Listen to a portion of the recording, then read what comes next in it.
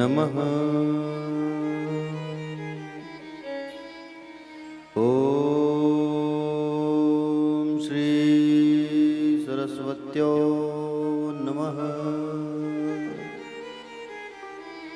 ॐ श्री गुरु चरण कमलेभ्यो नमः।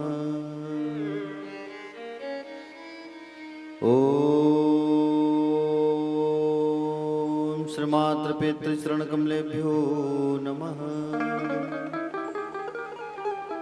ओम श्री उमा महेश्वराभ्यो नमः। ओम श्री राजीव लोचनाय नमः। ओम श्री कुलेश्वराय नमः।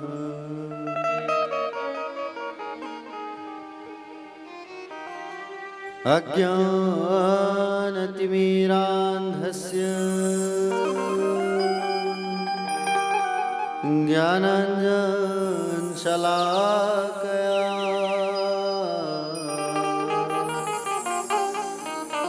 चक्षुरुन्मीलितं येन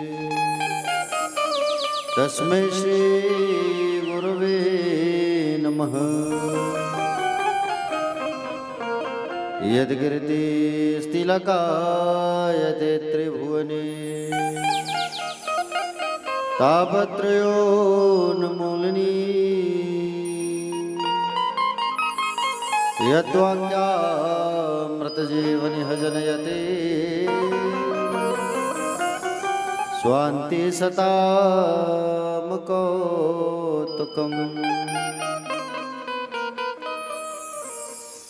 नमो भगवते तुभ्यं वासुदेवाय धीमहि प्रद्युम्नाय निरुद्धाय नमः संकर्षणाय च।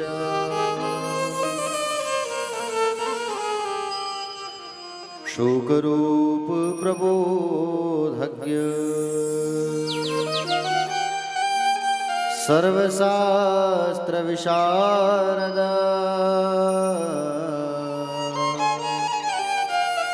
एतत् कथा प्रकाशे मद्ज्ञान विनाशय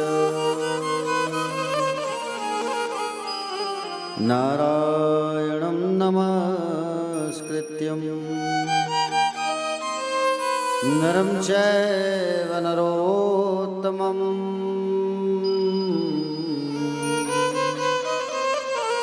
देवी सरस्वतीर्व्यासं ततो जयमुदीरयेत्।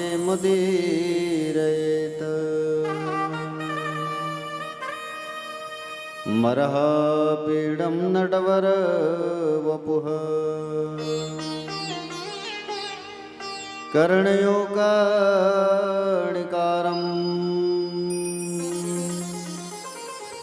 विभृतवासा कनककपिशं वैजयन्तीं च मालाम् रन्ध्राणवेणोरधर सुधया पूरयन् गोपवन्दे वृन्दारण्यसपदरमणं प्राविशद्गीतमाला गीतकीर्तिः देवी प्रपन्नार्तिहरे प्रसीद प्रसीद मातर्जगतोऽखिलस्य प्रसीद विश्वेश्वरि पाहि विश्वम् त्वमीश्वरी देवी चराचरस्य ज्ञानिनामपि चेतांसि देवी भगवती सा बलादाकृष्य मोह महामाया प्रयच्छति मनोजवं मारुततुल्यवेगं जितेन्द्रियं बुद्धिमतां वरिष्ठम् वातात्मजं वानरयूथमुख्यं श्रीरामदूतं शरणं प्रपद्ये सब द्वारण को छोड़कर माँ आयो तेरे द्वार हे वृषभानु की लाडली अब मेरी ओर निहार अधरम मधुरम वदनं मधुरं नयनं मधुरं हसितं मधुरं मधुरं वदनं मधुरं नयनं मधुरं हसितं मधुरं हृदयं मधुरं गमनं मधुरं मधुराधिपतिरखिलं मधुरं हृदयं मधुरं गमनं मधुरं मधुराधिपतिरखिलं मधुरं वचनं मधुरं चरितं मधुरं वसनं मधुरं वलितं मधुरं वचनं मधुरं चरितं मधुरं वसनं मधुरं वनितं मधुरं चलितं मधुरं भ्रमितं मधुरं मधुराधिपतिरखिलं मधुरं चलितं मधुरं भ्रमितं मधुरं मधुराधिपतिरखिलं मधुरम्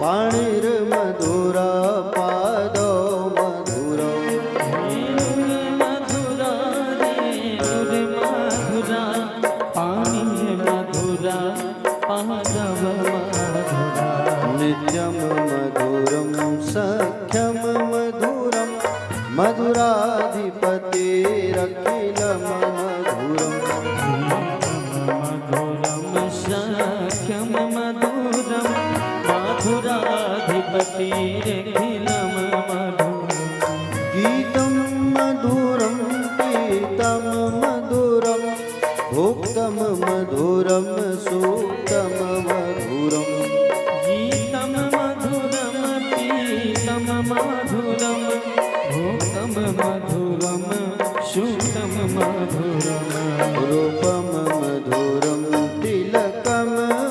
मधुरं मधुराधिपतेरखिलं मधुरम् धूपम मधुरम तिलकम मधुरम मधुराधिपतिरखिलं मधुरम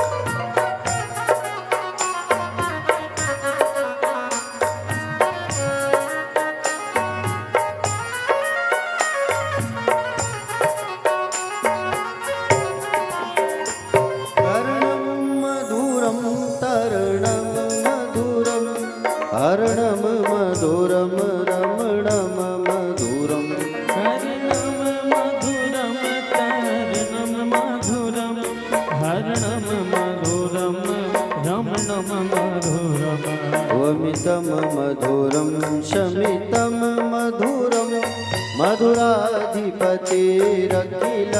मधुरम् वमितं मधुरम समितं मधुरम मधुराधिपतिरखिलं मधुरम गुञ्जा मधुरा माला मधुरा यमुना मधुरा वीची मधुरा गुंजा मधुरा माला मधुरा यमुना मधुरा वीची मधुरा सलिलं मधुरं कमलं मधुरं मधुराधिपतेरखिलं मधुरम् सलिलं मधुरं कमलं मधुरं मधुराधिपतिरखिलं मधुरम्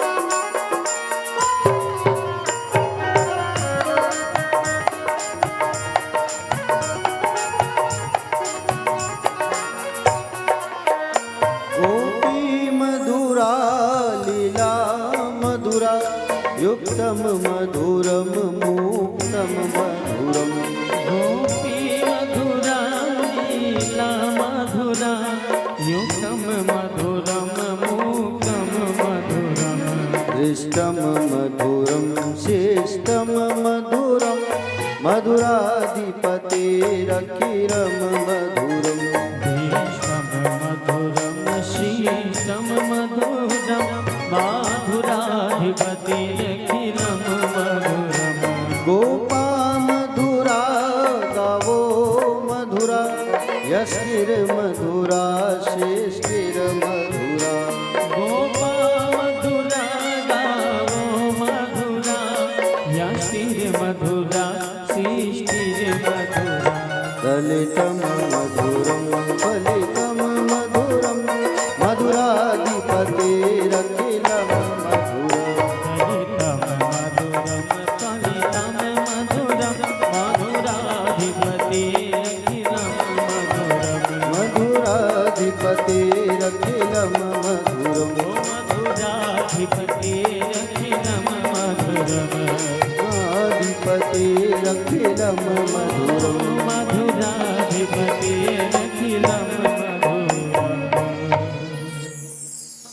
मधुरा धीपतेरखिलं मधुरम्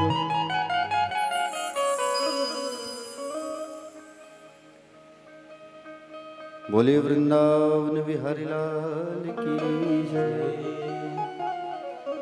बाके बिहारी लाल की जय, व्यास नारायण भगवान की जय, श्री सुखदेव जी भगवान की जय, परीक्षित जी महाराज की जय, श्री राजीव लोचन भगवान की जय, कुलेश्वर महादेव भगवान की जय, पूज्य अपने अपने माता पिता की जय, सद्गुरुदेव भगवान की जय।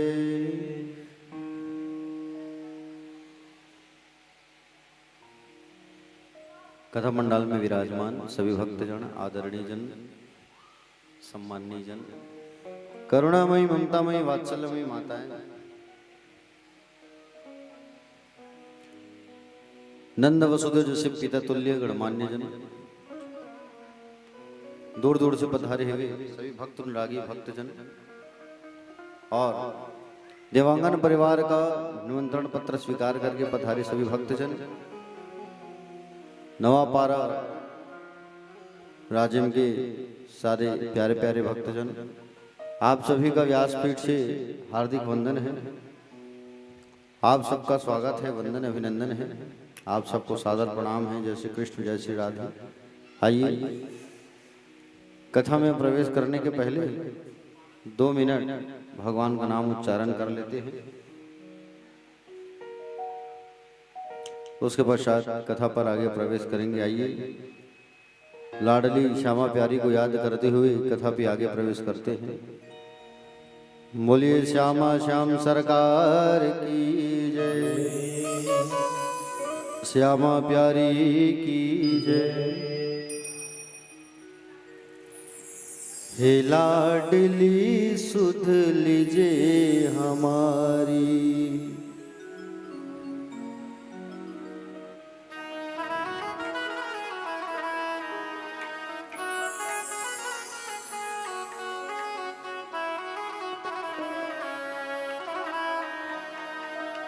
हे लाडली सुध लीजे हमारी, हे राधा रानी, हे श्यामा प्यारी।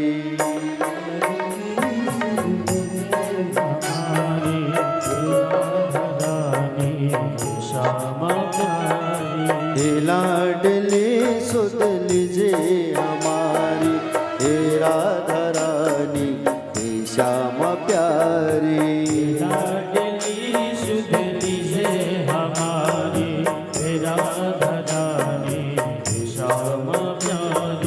कब होगी मुँह पे कृपा तुम्हारी, हे राधा रानी, हे श्यामा प्यारी। कब होगी मुँह पे कृपा तुम्हारी, हे राधा रानी, हे श्यामा प्यारी। हे लाडली सुध लीजे हमारी, हे राधा रानी, हे श्यामा प्यारी।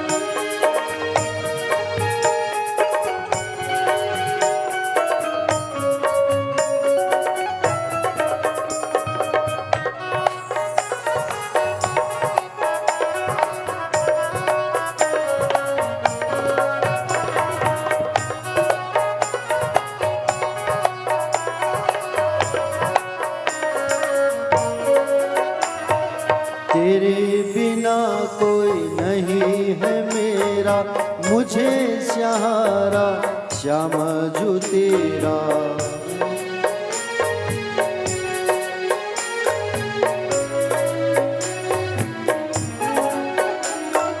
तेरे बिना कोई नहीं है मेरा, मुझे सहारा श्याम जो तेरा।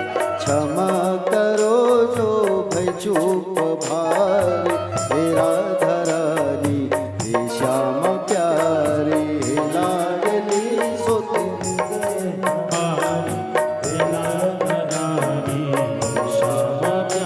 तेरा धरानी हे श्याम प्यारे।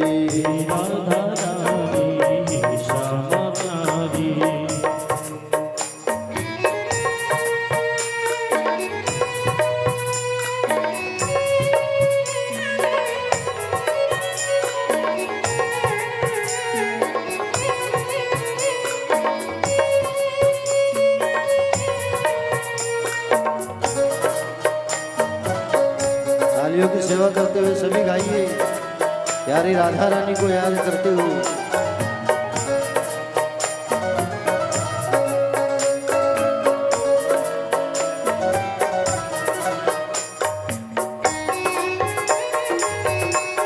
जय हो।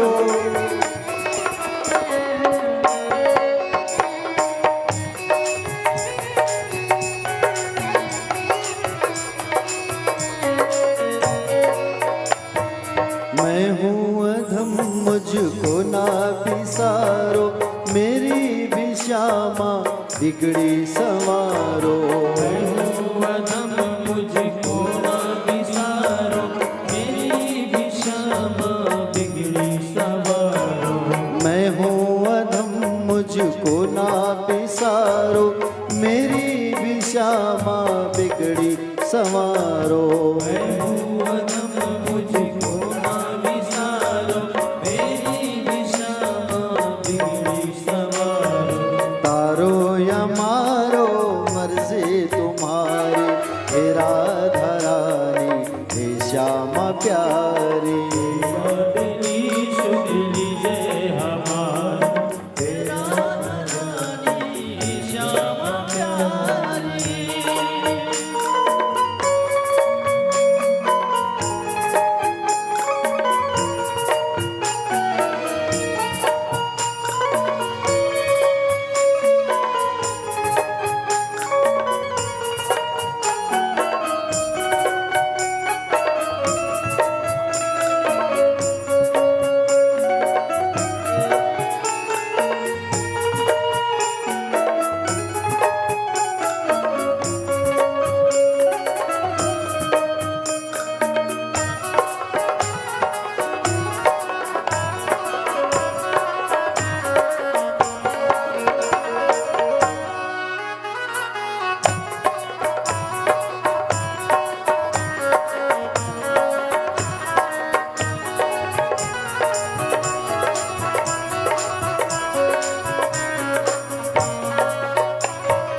दीनों की श्यामा रखवार तुम हो, मेरे जीवन की आधार तुम हो। दीनों की श्यामा रखवार तुम हो, मेरे जीवन की आधार तुम हो। दीनों की श्यामा रखवार तुम हो, मेरे जीवन के आधार तुम हो। दीनों की श्यामा रखवार तुम हो, मेरे जीवन की आधार तुम हो। लाखों की तुमने बिगड़ी सवारी, हे राधा रानी हे श्यामा प्यारे। लाडली शुक्ली जय हमारी, राधा रानी श्यामा प्यारी। कब होगी मोह पे कृपा तुम्हारी, हे श्यामा प्यारी हे राधा रानी।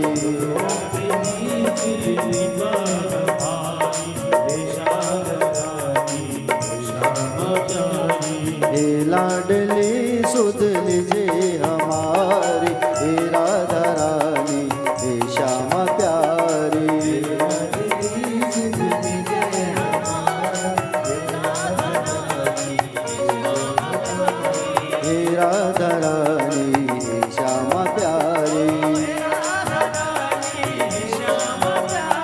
हे राधा रानी हे श्यामा प्यारी, राधा रानी हे श्यामा प्यारी, हे राधा रानी हे श्यामा प्यारी,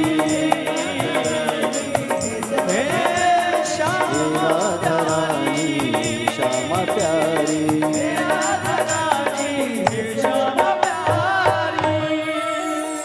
कब होगी मोह पे कृपा तुम्हारी, हे श्यामा प्यारी, हे राधा रानी, हे लाडली सुध लीजिए हमारी, हे राधा रानी हे श्यामा प्यारी। बोलिए बाके बिहारी लाल की जय। प्यारे भक्तजन, कल हम सब महात्म की कथा को रसपान किए और श्री सुखदेव भगवान की जन्म की कथा रसपान की, परीक्षित जी की जन्म की कथा। परीक्षित जी को कल श्राप लगा, आदि आदि कथा हम सब ने रसपान किया। प्यारे भक्तजन, परीक्षित जी को कल जब श्राप लगा ना, तो तुरंत वो चले गए कहाँ? अपने बड़े बेटे जनमेजा को राजपाट सौंप करके जंगल चले गए प्यारे, और गंगा नदी के किनारे चले आए। और गंगा नदी के किनारे आने के बाद हाथ जोड़ करके उस भगवान का याद कर रहे हैं, प्रभु आज मैं दुख में हूं, आज मेरी मृत्यु होने वाली है, आप आओ और मेरा मार्गदर्शन करो। हे प्रभु आप आओ और मुझे ज्ञान प्रदान करो, आप मैं मृत्यु को कैसे सुधार सकूं, ऐसा कुछ उपाय बताओ आप। ऐसा सुंदर उनसे पूछने लगे हाथ जोड़ करके। बड़े बड़े महात्मा बैठे हैं प्यारे वहां पर ना, बड़े बड़े महात्मा, लेकिन कोई तो उपाय बताए। अत्रि ऋषि है, च्यवन है, गौतम ऋषि है, देवरात है, दुर्वासा है, भृगु है, लेकिन परीक्षित को कोई उपाय नहीं बता रहा है कि तुमको करना क्या है, क्या उपाय करना है। जब आदमी जो है अस्पताल में भर्ती रहता है, और अस्पताल में भर्ती रहता है, कोई बीमारी रहता है, तो तरह तरह के डॉक्टर आते हैं, और डॉक्टर लोग आके बताते हैं नहीं, बोले भैया इसको ये परेशानी है, ऐसा उपाय करोगे तब ठीक होगा, होगा कि नहीं होगा, बताते हैं। लेकिन आज परीक्षित जी को कोई नहीं बता रहा है कि बोले तुमको करना क्या है, ऐसा क्या उपाय तुम करो कि तुमको आत्मज्ञान की प्राप्ति हो सके, सद्बुद्धि की ज्ञान की प्राप्ति हो सके, तुम परमात्मा में तुम्हारा मन लग जाए। ऐसा कौन सी कथा, कौन सा उपाय किया जाए? सबको मालूम चला तो सब इकट्ठा हो गए हैं वहां, जितने बड़े बड़े महात्मा हैं, संत हैं, साधु हैं, लेकिन कोई परीक्षित को उपाय नहीं बता पा रहा है। कोई भी व्यक्ति परीक्षित को उपाय नहीं बता पा रहा है कि परीक्षित को करना क्या है आज। प्यारे भक्तजन, 25,000 संत बैठे हैं वहां पर, बताओ 1,000 2,000 नहीं, 25,000 गंगा नदी किनारे सुखताल में, लेकिन कोई वहां नहीं बता रहा है कि करना क्या है। उसी समय प्यारे भक्तजन, भगवान श्री कृष्ण के परम लाडले व्यास भगवान के परम वंदनीय पुत्र 16 वर्षीय 16 साल के बालक, अब वहां हजारों हजारों उम्र वाले बैठे हैं, लेकिन आगमन किसका हो रहा है? 16 साल के बालक का। 16 साल के कौन है? भगवान श्री सुखदेव भगवान, जो कृष्ण की समाधि में बैठे थे प्यारे। व्यास जी अपने पिता से भागवत सुनने के बाद, पढ़ने के बाद जंगल चले गए थे। समझ रहे हो ना? समाधि टूट गई, और समाधि टूटी तो राजा परीक्षित के पास आने लगे। परीक्षित के पास जाना चाहिए हमको, ऐसा कह करके सुंदर उनका आगमन होने लगा। तत्र भवद भगवान व्यास पुत्रो यदृच्छयगामटमानुनपेक्षा अलक्षलिंगो निजलाभतुष्टो वृतस्य बालैरवधूतवेशा।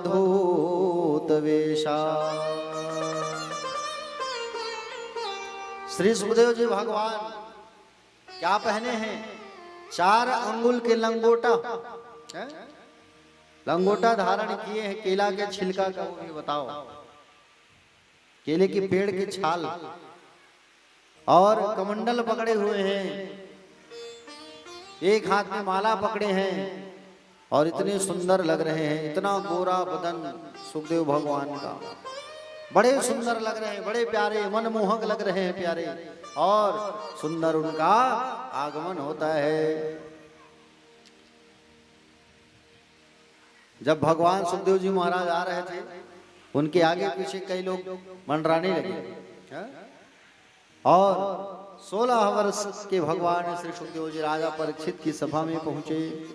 जैसे ही सभा में पहुंचे तो सुखदेव जी के पिता, बाबा, दादा सब लंबी लंबी दाढ़ी वाले संत सब खड़े हो गए और सब उनका स्वागत करने लगे और जयकारा लगाने लगे। बोले सुखदेव महाराज की जय हो। सुखदेव जी परीक्षित से बोले, परीक्षित चिंता ना करो, ये मान के चलो कि तुमको मुक्ति मिल गया, ये मान के चलो कि तुम्हारी मुक्ति हो गई। बोले हम तुम्हें भागवत की कथा को सुनाएंगे। अरे भागवत की कथा को जो सुनने बैठते हैं उसका तो कल्याण होता है, साथ में उसके 7 पीढ़ी की कल्याण हो जाती है। वो है भागवत कथा,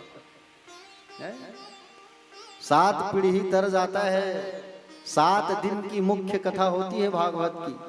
7 दिन के ही साथी राजा परीक्षित था और 7 दिन के ही साथी हम सब भी हैं। आज कौन सा दिन है? आज शनिवार। अब गिन लो यहाँ आज से, शनिवार, रविवार, सोमवार, मंगलवार, बुधवार, गुरुवार, शुक्रवार, फिर आ गया शनिवार। 8वां वार किसी के लिए नहीं बना है? बना है क्या? नवा पारा वाले मनबर बने हुए नहीं कहा रे भाई में है नहीं, हमारे मनबर नहीं बने हैं दादा। 8वां वार किसी के लिए बना ही नहीं है। हम लोग सब के सब 7 दिन के ही साथी हैं। 7 दिन में हमारी भी मृत्यु होने वाली है। कथा को सुन रहे हो आप तो ये मान के चलो कि आप परीक्षित बन जाओ। समझ रहे हो ना? आप सब परीक्षित बन करके कथा सुनो कि हम परीक्षित हैं, हमारे 7वें दिन में मृत्यु होने वाली है। ये मान के चलो आप कि हम 7वें दिन में मरने वाले हैं, क्योंकि सबको 7 दिन में ही जाना है प्यारे, 8वां दिन में कोई नहीं जाएगा। इसलिए जाने के पहले तुम भी जीवन को सुधार लो। अगर व्यस्त हो, मस्त हो, गृहस्थ में, परिवार में, दोस्तों में, यारों में, मौज मस्ती में, तो सुधार लो। और सुधरने के लिए कौन सा अच्छा जगह है? ये भागवत की कथा। बाकी तो आपको आनंद सब जगह मिलेगा प्यारे, लेकिन मुक्ति का जो साधन है, मुक्ति का जो उपाय है, ऊपर जाने का जो रास्ता जो बताएगा वो केवल भागवत ही बताएगा और कोई नहीं बताएगा। याद रखना। बोलो भागवत भगवान की। सुखदेव भगवान ने कहा राजा परीक्षित हम तुम्हें बोले भागवत की कथा सुनाएंगे। परीक्षित जी हाथ जोड़ करके कहे कि बोले गुरुदेव आज मेरा जीवन धन्य हो गया कि आप पधारे प्रभु। आज मेरा जीवन गदगद हो गया, मेरे पास शब्द नहीं है, मैं आपको आपकी क्या बखान करूं। बाकी संत महात्मा लोग कहे ज्यादा प्रशंसा मत करो, तारीफ मत करो, चले जाएंगे, गड़बड़ हो जाएगा। जो पूछना है वो पूछो, कथा चालू करो। प्यारे भक्तजन, परीक्षित जी ने कहा आप जैसे महापुरुष का तो नाम लेने मात्र से ही कल्याण हो जाता है, और आज तो मैं आपसे कथा सुनने वाला हूं और आपका दर्शन हो गया मुझे, मैं तो ऐसे ही तर गया प्रभु। संतों ने इशारा किया अरे जल्दी पूछो। राजा परीक्षित ने पहला प्रश्न कर दिया भगवान सुखदेव जी से। क्या पूछा? यतः पृच्छामि संसिद्धि योगिनाम परम गुरुम पुरुषस्य यत कार्य म्रियमाणस्य सर्वथा। अतः पृच्छामि संसिद्धिं योगिनां परम गुरु पुरुषस्य यद कार्य म्रियमाणस्य सर्वथा। बोले प्रभु एक पहला प्रश्न मेरा, बोले क्या?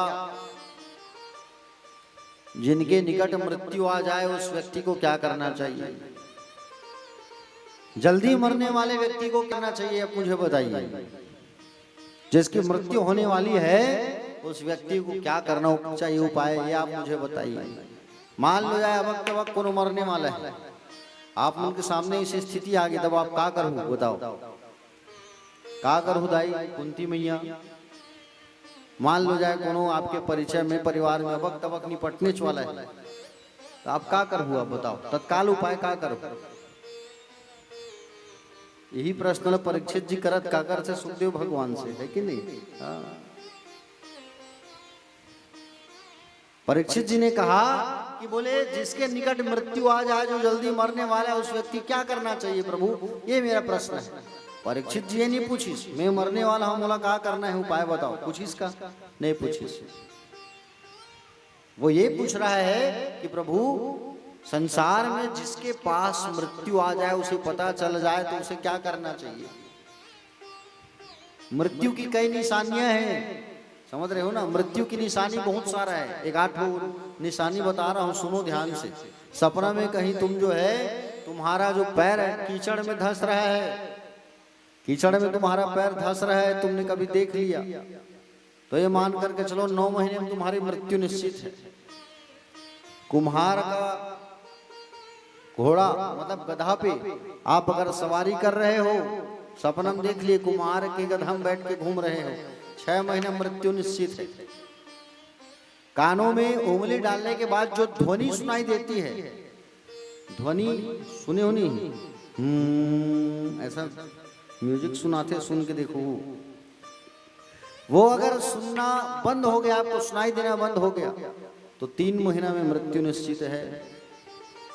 ये मृत्यु की निशानियां हैं, समझ रहे हो ना? तो प्यारे भक्तजन, सुखदेव महाराज से सबसे पहला प्रश्न किया कि जिनके निकट मृत्यु आ जाए उन्हें क्या करना चाहिए। सुखदेव भगवान बड़े गदगद हो गए, बड़े आनंदित हो गए। तुमने कितना अच्छा प्रश्न किया है राजन, आहा, अरे भाई तुमने इतना अच्छा प्रश्न किया है, मैं क्या बताऊं। पूरे समाज के, संसार के कल्याण के लिए प्रश्न किया है तुमने। परीक्षित जैसा राजा, नाम ही परीक्षित, पर धन इच्छित, जो दूसरों की इच्छा के लिए जिंदगी जिए, जीवन जिए, वो है परीक्षित। मरते मरते भी वो आदमी जो है सबका कल्याण करके जाने वाला है। जाने वाला है कि नहीं जाने वाला है? भागवत कथा सुन रहा है और इसके बाद पूरे संसार वालों के पास ये भागवत कथा पहुंची है। सबसे पहले परीक्षित ने सुना, उसके बाद आज हम सबके पास पहुंचा कि नहीं पहुंचा? मरने के समय भी परीक्षित जो है प्यारे हम सबका कल्याण करके जा रहा है। ऐसा कोई राजा होगा? आजकल के राजा लोग केवल अपना देखेंगे, तुम्हारा नहीं देखेंगे। आज के राजा कौन है? मंत्री है, विधायक, यही तो राजा हैं आज के। समझ रहे हो नहीं? हाँ प्यारे भक्तजन, एक व्यक्ति को जो उम्र होती थी ना सतयुग में, 1 लाख साल तक जिंदा रहते थे लोग। अब सतयुग में लोगों की उम्र रहती थी 1 लाख। 4 युग है, सतयुग, त्रेता, द्वापर, कलयुग। सतयुग के आदमी मन 1 लाख साल तक जिंदा रहे, सुने दाई? और सतयुग के बाद में आगे कौन सा युग? त्रेता युग। 1 ठन शून्य फिर कम हो गए, कक्का हो गए 10,000। अब त्रेता के बाद में आगे द्वापर, द्वापर में फिर 1 ठन शून्य कम हो गए, कक्का हो गए 1,000, है कि नहीं? अब कलयुग आया तो 1 शून्य और कम हो गया। कितना हो गया? 100 साल। कलयुग में मनुष्यों की जो आयु निर्धारित की गई है वो 100 साल निर्धारित की गई है। कितने साल? 100 वर्ष। समझ रहे हो ना? इसमें भी आदमी जो है 25 साल तो खेल कूद में निकाल देता है, 25 साल पत्नी के साथ निकाल दिया, 25 जो बचा वो बच्चों के साथ निकाल दिया, 25 जो बचा वो नाती पंथी में निकाल दिया। तो भगवान का भजन कब करे, वो सत्संग कब करे? है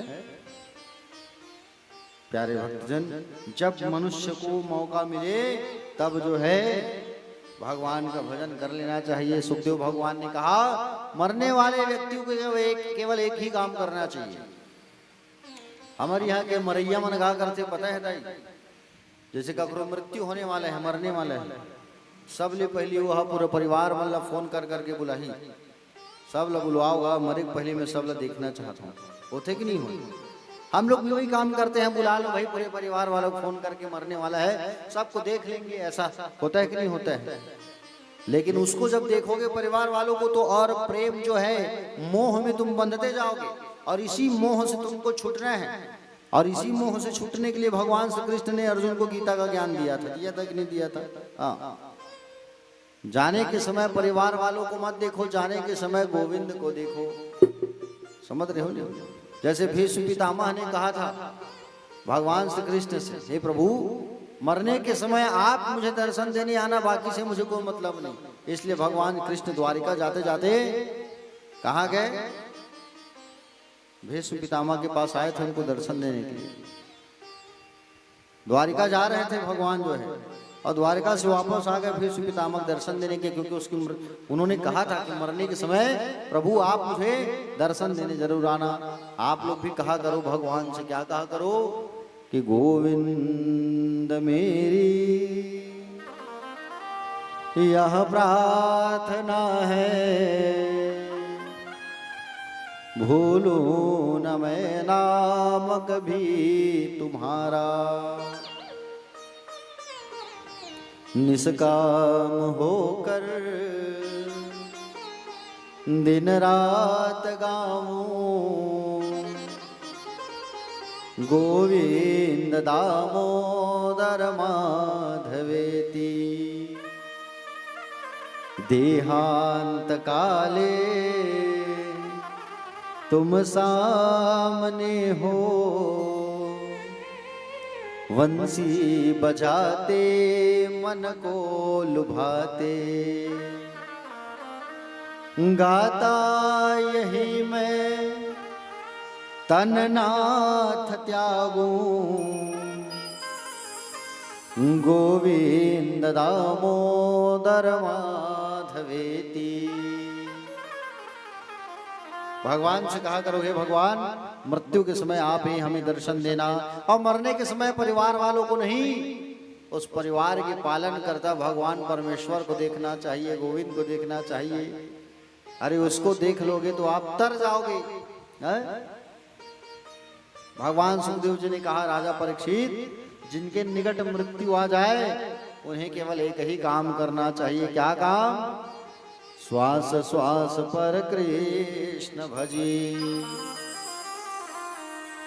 वृथा श्वास जन खोए, ना जाने या श्वास की आवन हो या न हो। ये श्वास की कोई गारंटी नहीं है भैया, श्वास की कोई गारंटी नहीं है कब आए और कब चले जाए। इसलिए भगवान का भजन कर लेना चाहिए, कीर्तन कर लेना चाहिए। श्वास की कोई गारंटी थोड़ी है, जो श्वास को आप ले रहे हो उसी श्वास को फिर लो, कोई गारंटी है? हवा को, ऑक्सीजन को कोई गारंटी नहीं। इसलिए प्रत्येक श्वास पे भगवान का नाम ले लो। हर श्वास पे राम कृष्ण कहते रहो, शिव शिव कहते रहो। समझ रहे हो ना? श्वास की कोई गारंटी नहीं है भैया, इसलिए हर श्वास पे भगवान का नाम लेते रहो। इसलिए कहा गया है, क्या कहा गया है? हर सांस में हो सुमिरन तेरा, यूं बीत जाए न जीवन मेरा। हर सांस में हो सुमिरन तेरा, यूं बीत जाएगा जीवन मेरा।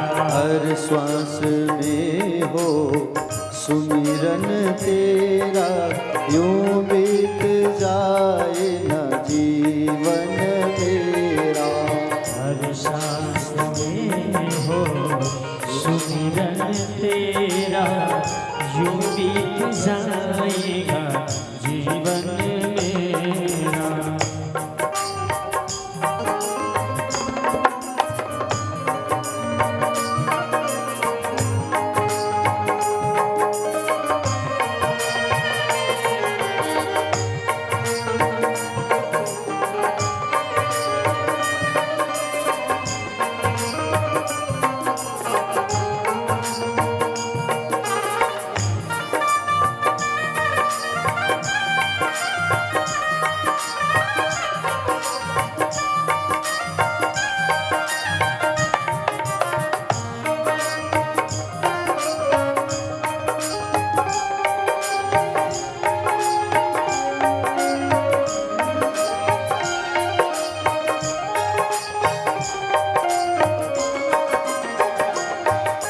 नैनों की खिड़की से तुमको पल पल में निहारो,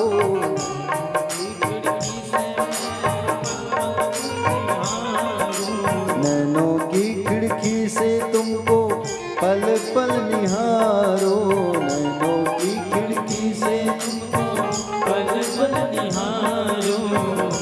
मन में बिठा लो तेरी आरती उतारो, मन में बसा के तेरी आरती उतारो।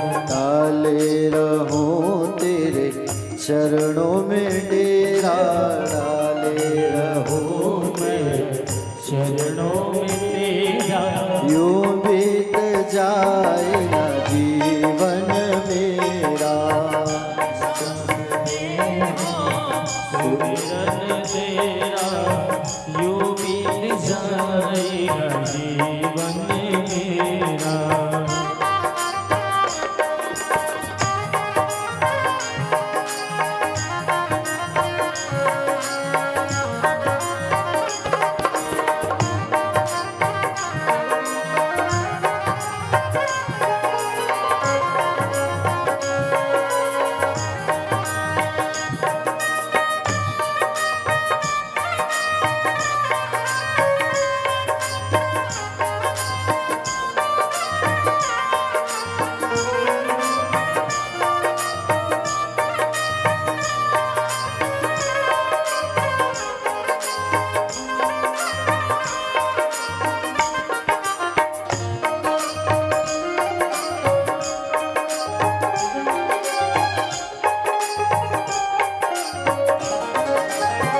राधे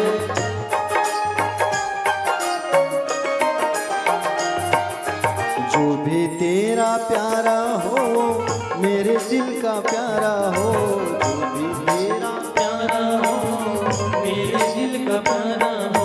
जो भी तेरा प्यारा हो,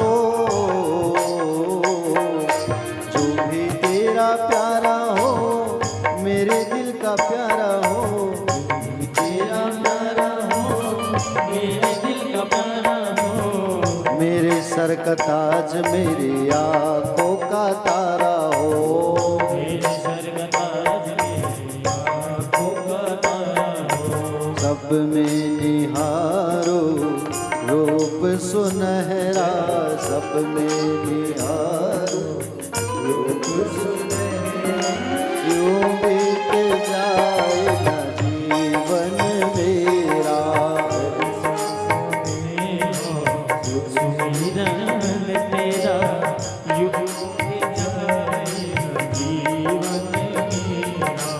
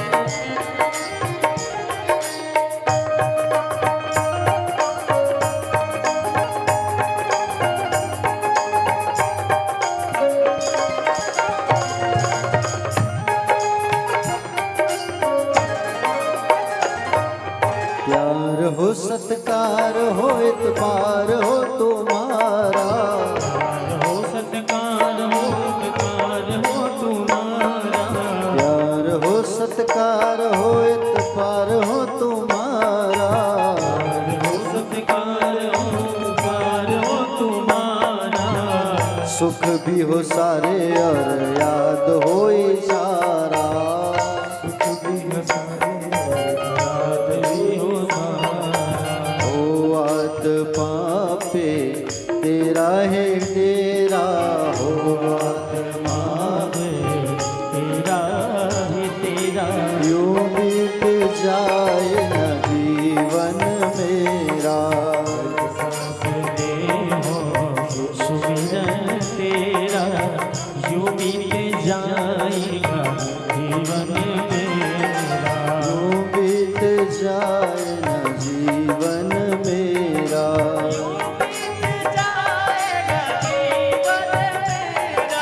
यूं बीत जाए न जीवन मेरा।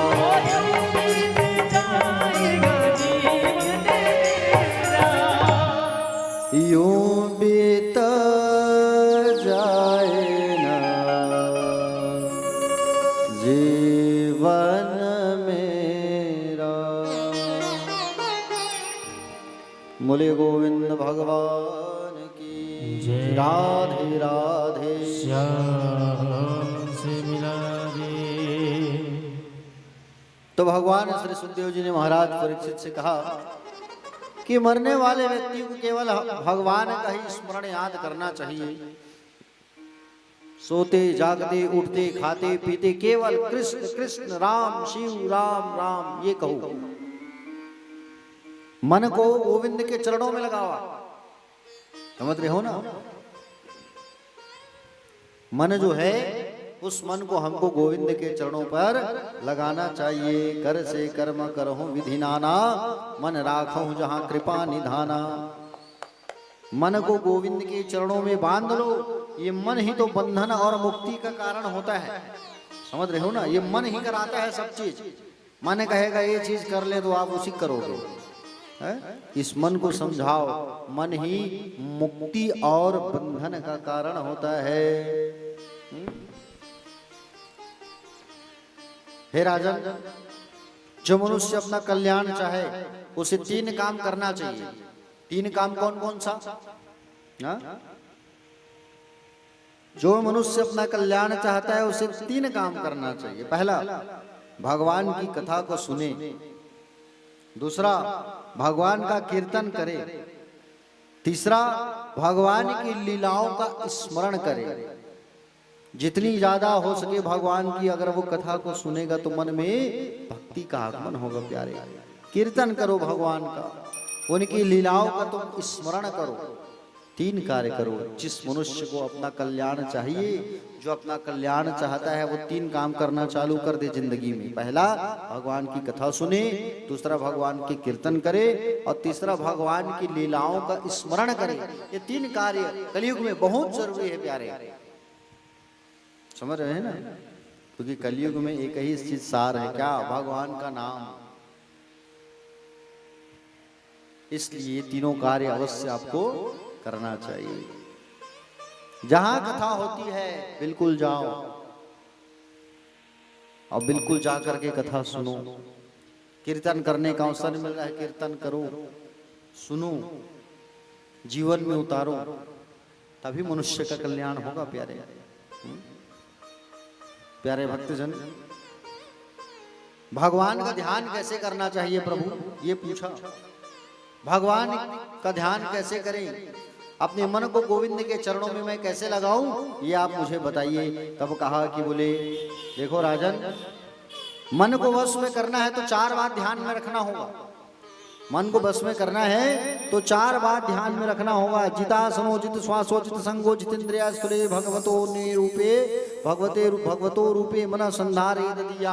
पहला, आसन को जीतना होगा। मन को जीतने के लिए आसन को जीतो। पहले आसन को जीतना मतलब बैठ करके भगवान का भजन करोगे तो जो आसन तुम्हारा है वो पवित्र होना चाहिए। और अपने आसन में बैठ करके माला जप करते हो, पूजा करते हो तो अपना आसन किसी को देना नहीं चाहिए।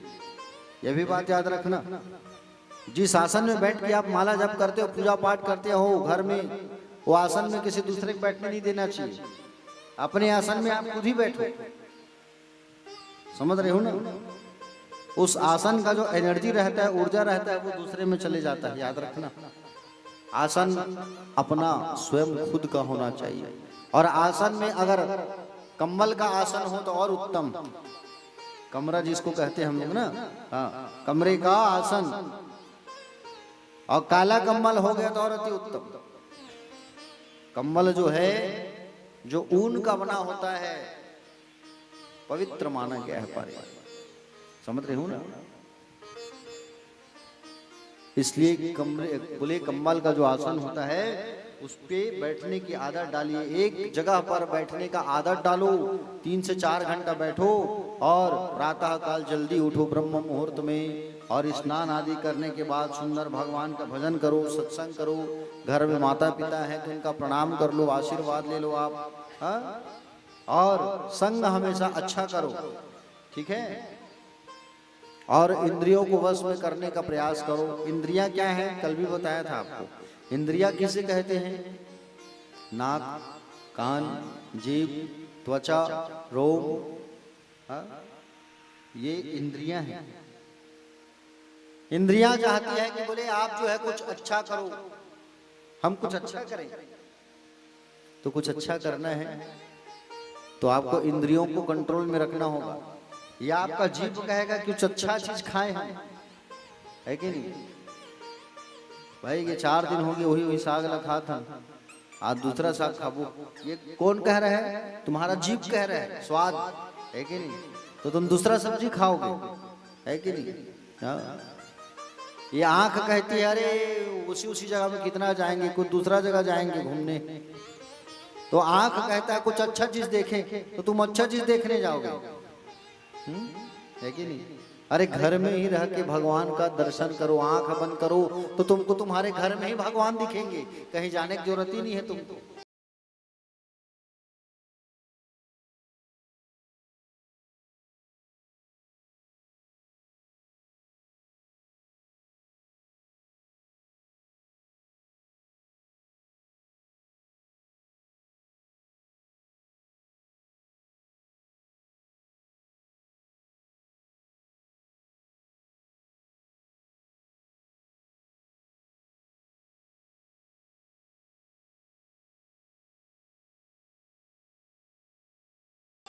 भगवान राजन, भगवान नारायण ही सृष्टि को बनाते हैं। परीक्षित ने पूछा सृष्टि को भगवान बनाते कैसे हैं, रचते कैसे हैं, ये मुझे बताइए। और जो उपदेश आप मुझे सुना रहे हैं, इस भागवत का उपदेश भगवान ने सबसे पहले नारायण ने किसको सुनाया था, मुझे बताइए। भगवान श्री सुखदेव जी महाराज ने कहा, बोले हे राजन, सारे सृष्टि में पहले कुछ भी नहीं था। स्थावर, जंगम, अंडज, उद्भिज, स्वेदज, जरायु, कुछ भी नहीं, केवल परब्रह्म था इस पूरे संसार में, पूरी सृष्टि में परब्रह्म। परब्रह्म के मन में विचार आया कि मैं एक से अनेक हो जाऊं, चलो। परब्रह्म ने सबसे पहले जल का निर्माण किया, जल का, पानी।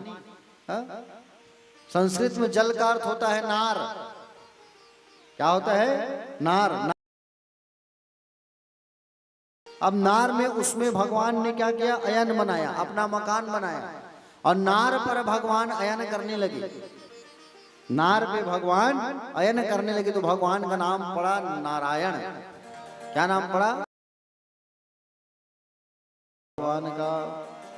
और सुंदर भगवान के नाभि से कमल का फूल निकला, और कमल के फूल से ब्रह्मा जी की उत्पत्ति हो गई। 4 मुख, सिर घुमाने की जरूरत नहीं है, सब तरफ मुंडी उनका, चारों तरफ ऑलराउंडर, देखने वाली ब्रह्मा जी, समझ रहे हो नहीं? आगे जा रहे हैं तो पीछे कौन आ रहा है देख के बताएंगे ब्रह्मा जी को। 4 सिर है उनके, समझ रहे हो नहीं? तो ब्रह्मा जी को केवल सुनाई दे रहा है, दिखाई नहीं दे रहा है कुछ, समझ रहे नहीं? ब्रह्मा जी जो है भगवान की नाभि कमल से प्रकट हुए, ऊपर जाओगे नीचे कुछ समझ, केवल सुनाई दे रहा है तप तप तप तप करो, तप करो, तप करो। प्यारे भक्तजन, ब्रह्मा जी ने कई वर्षों तक तपस्या किया, भगवान नारायण का आराधना किया, और भगवान नारायण का जब उन्होंने आराधना किया तब कमल की डंठल से नीचे उतरते उतरते उतरते उतरते जब आए तब देखा कि मेरा प्राकट्य भगवान श्रीमन नारायण से हुआ है। तब भगवान नारायण ने उनको दर्शन दिया ब्रह्मा जी को। अब ब्रह्मा जी को जब दर्शन दिया तब उनको भगवान ने 4 श्लोक में भागवत की कथा को सुनाया है। प्रभु ने 4 लाइन में 4 मंत्र में ब्रह्मा को उपदेश दिया है। अहमेवास्मेवाग्रे नान्यात् सत परम् पश्चादहं यदेतच्चयो सित्सित्सोऽस्म्यहम् ऋतेऽर्थयत प्रतीयेत चात्मनि त्वद्विद्यादात्मानो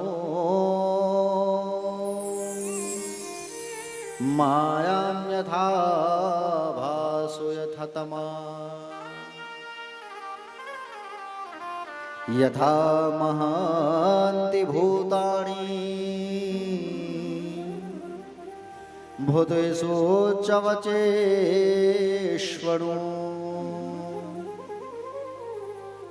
प्रविष्टान्यप्रविष्टानि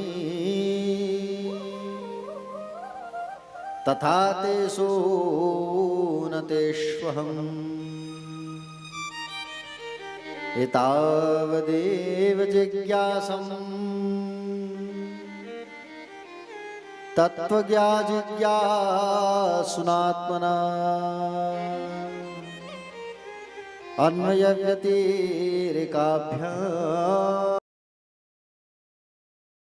यत्सात्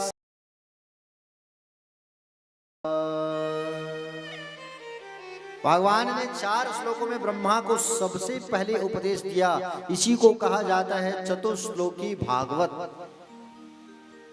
जो मैंने कहा इसे रोज अगर पढ़ोगे भूतानि भूते सुच्चावचे सुनो प्रविष्टान्य प्रविष्टान्य तथा ते सुनते स्वहम। पृथ्वी जल तेज अग्नि वायु आकाश, इन 5 तत्वों से दुनिया जो है बनती है। प्यारे समझ रहे हो ना? 5 तत्वों से दुनिया बनती है। क्षिति जल पावक गगन समीरा पंचरचित अति अधम शरीरा। चींटी भी बनती है प्यारे तो 5 तत्वों से बनती है। मैं दुनिया में हूं फिर भी दुनिया में रह करके भी मैं अलग हूं ब्रह्मा जी। आत्मा के तत्वों को समझने वाले जिज्ञासुओं को यही समझ लेना पर्याप्त है। अनेक रूप से जो सर्वत्र विद्यमान है वही तो दिव्य आत्मा है। भगवान ने ब्रह्मा को उपदेश दिया और कहा आज मैं आपको एक नाम देता हूं ब्रह्मा जी, आपका नाम होगा आज से विधाता। कौन सा नाम होगा? विधाता। समझ रहे हो ना? मैंने जो उपदेश दिया इसका नाम है भागवत। मैं आपको जरा स्पष्ट बता दूं, भागवत के 4 अर्थ होते हैं प्यारे। भागवत के 4 अर्थ होते हैं, ठीक है? ध्यान से सुनना। कितने शब्दों से मिलके बना है भागवत? 4 शब्द। भाग मतलब भक्ति, गा मतलब ज्ञान, वा मतलब वैराग्य, ता मतलब त्याग। और भागवत का 4 अर्थ होता है। समझ रहे हो? भगवान के भक्त का नाम भी भागवत, भगवान के निवास का नाम भागवत, भागवत के उपदेश का नाम भागवत, भगवान के प्रियजनों का नाम भागवत, भगवान से जो संबंध जोड़ लेता है, रिश्ता बना लेता है, वो भी हो जाता है भागवत। ठीक है? भगवान सुखदेव जी ने कहा एक बात बताओ परीक्षित, भगवान किसको मिलते हैं? भगवान किसको प्राप्त होते हैं? राजा बोला कि भगवान उसी को मिलते होंगे प्रभु जो दिन में 5 बार स्नान करता होगा। भगवान सुखदेव ने पूछा राजा परीक्षित एक बात बताओ भगवान किसको मिलते हैं? तब परीक्षित ने क्या कहा? जो दिन में 4 बार नहाता होगा भगवान उसे मिलता होगा। हाँ? जो दिन में 4 बार नहाता है भगवान उसे ही मिलते होंगे कहे प्यारे भक्तजन। जब ऐसा कहा तब भगवान सुखदेव जी ने कहा, क्या कहा? व्याधयस्य चरणम ध्रुवस्य चावयो विद्या गजेन्द्रस्य का जातिर्विदुरस्य यादव पतेरुग्रस्य किं पौरुखम। अगर 5 बार नहाने से कहीं भगवान मिलते राजन, तो ठंड के दिन में भालू बंदर ये लोग तो नहाते नहीं है 4 महीना, जाड़ा के दिन में, ठंड के दिन में, तो भगवान तो उनको भी गले से लगाए हैं। राम जी लगाए हैं, नहीं बताओ? रामचंद्र भगवान उनको भी जाके गले से लगाए हैं वनवास काल के समय। बंदर भालू भील कोल ये लोग थोड़ी नहाते हैं। अब तुम कह रहे हो 4 बार जो नहाता है उसको भगवान मिलते हैं, लेकिन भैया वहां तो नहाए नहीं जानवर है। भगवान राम उनको भी गले से लगाए हैं, लगाए कि नहीं लगाए? अच्छा प्रभु, जिनकी उम्र जो है ज्यादा होती होगी उसको मिलते होंगे भगवान। अच्छा, जिनकी उम्र ज्यादा होगा उसको कहीं भगवान मिलेगा। तो ध्रुव का उम्र कितना था? 5 साल है? भगवान मिले कि नहीं मिले? अच्छा प्रभु, जिनकी जाति बड़ी होगी भगवान उनको मिलते होंगे। अच्छा, तो बोले विदुर कौन सी जाति में था? विदुर के घर भगवान आए, साग खाए, भाजी खाए, सबरी को देखो भिलनी, उनके घर गए कि नहीं गए भगवान? अच्छा प्रभु, एक बात बताओ, भगवान विदुर के घर कब आए थे? मुझे जानना है, आप बताओ प्रभु। भगवान जो है विदुर के घर कब आए थे?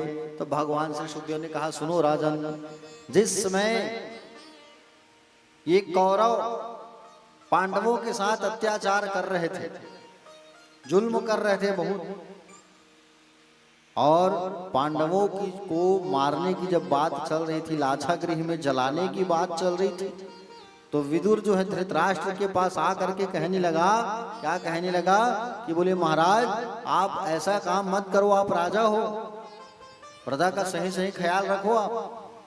आप अपने बड़े बेटे दुर्योधन की बातों में आके गलत काम मत करो। दुर्योधन का कान भरने वाला कौन है? शकुनी, तुम्हारा साला।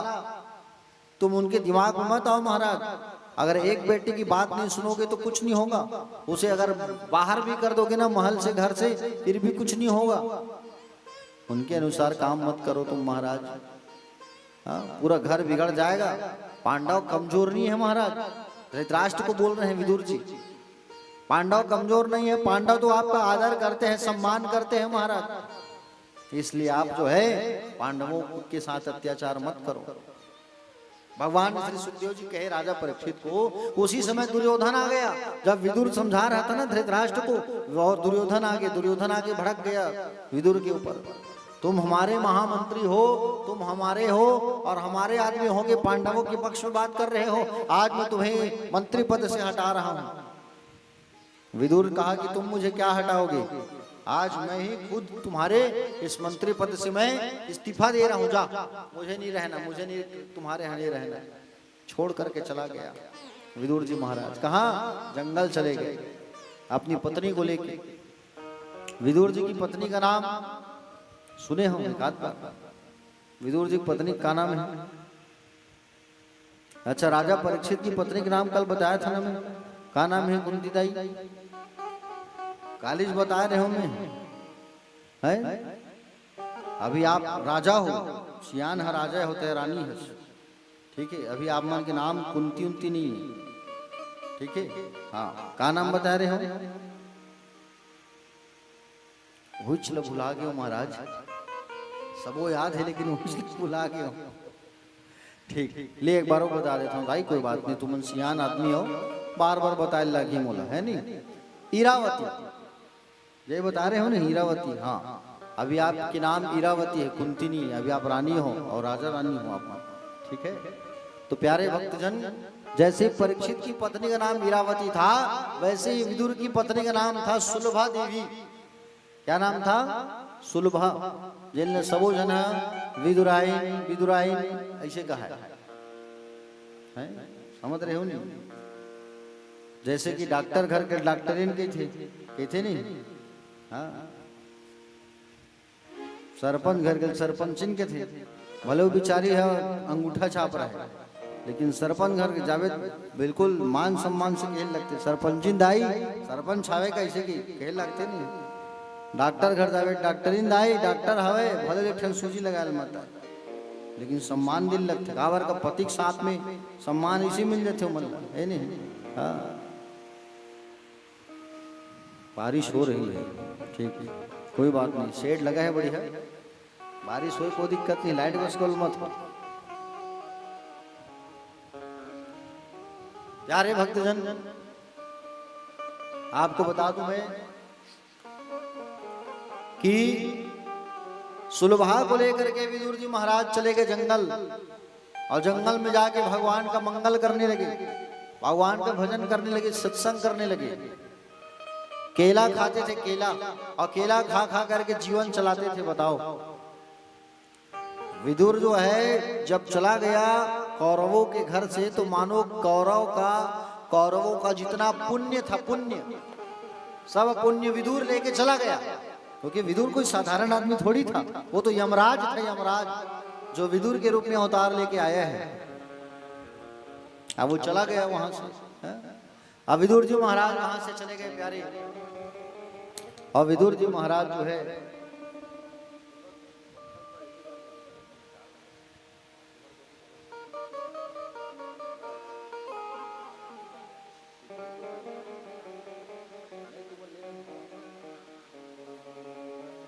प्यारे भक्तजन, विदुर और विदुराइन जो है जंगल में जाके भगवान की भक्ति करने लगे। उसी समय भगवान द्वारिका से पधारे। कहाँ है भगवान? हस्तिनापुर। भगवान जो है द्वारिका से आए हैं, भगवान हस्तिनापुर, कौरव और पांडवों के बीच में संधि कराने के लिए, मित्रता कराने के लिए। समझ रहे हो नहीं? हाँ, देखो हमारे बीच भी द्वारिका नाथ बैठे हैं, द्वारिका भैया, क्रोध ले आया है बेचारा, कथा सुने और बताओ, नया पारा, बहुत सज्जन व्यक्ति हैं, उनके यहाँ भी कथा हुआ था। और बाजू में हमारे धनेश बाबूजी बैठे हुए हैं, उनके घर भी हमारी कथा हुई थी, चार भाटा गांव में।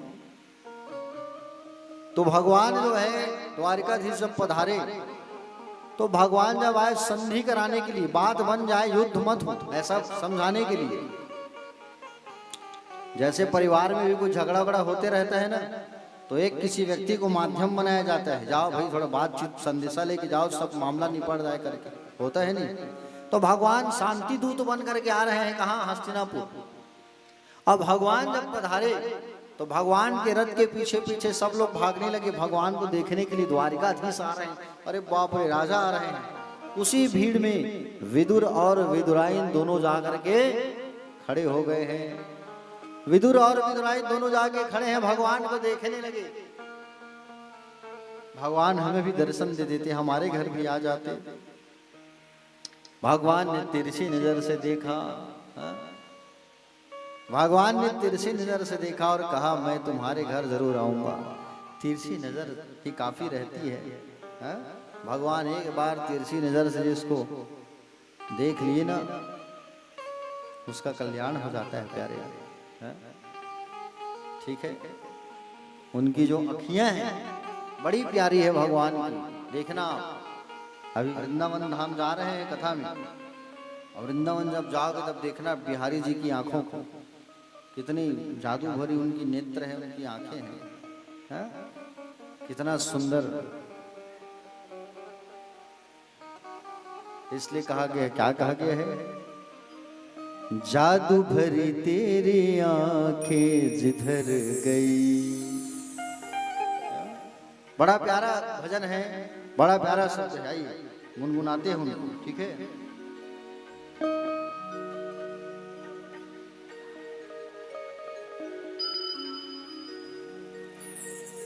जादू भरी तेरी आंखें जिधर गई,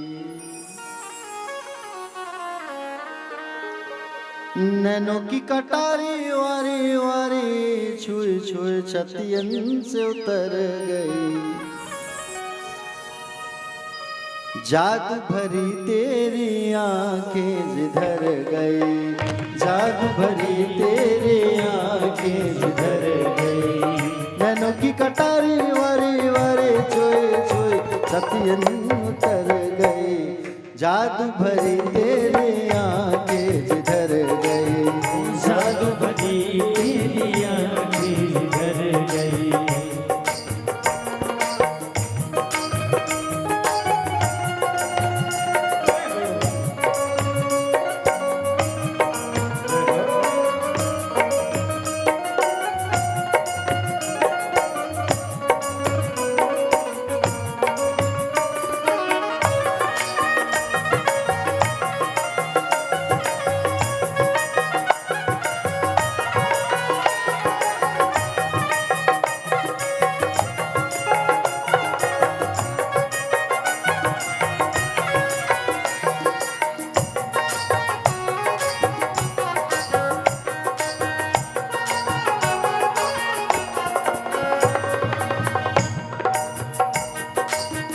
प्रेम की लरी हरी मृग दोनों,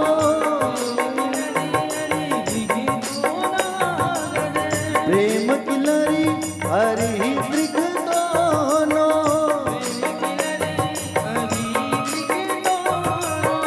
बरस परी मोती से बिखर गई,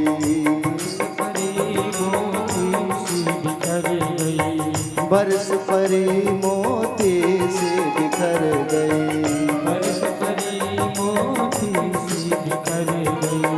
जादू भरे तेरे आंखें जिधर गई, जादू भरी तेरी आंखें जिधर गई, नैनों की कटारी वारे वारे चोए चोए छतियन उतर गई, जादू भरी तेरे आंखें जिधर गई, जादू भरी तेरी आंखें जिधर जय गई। हो।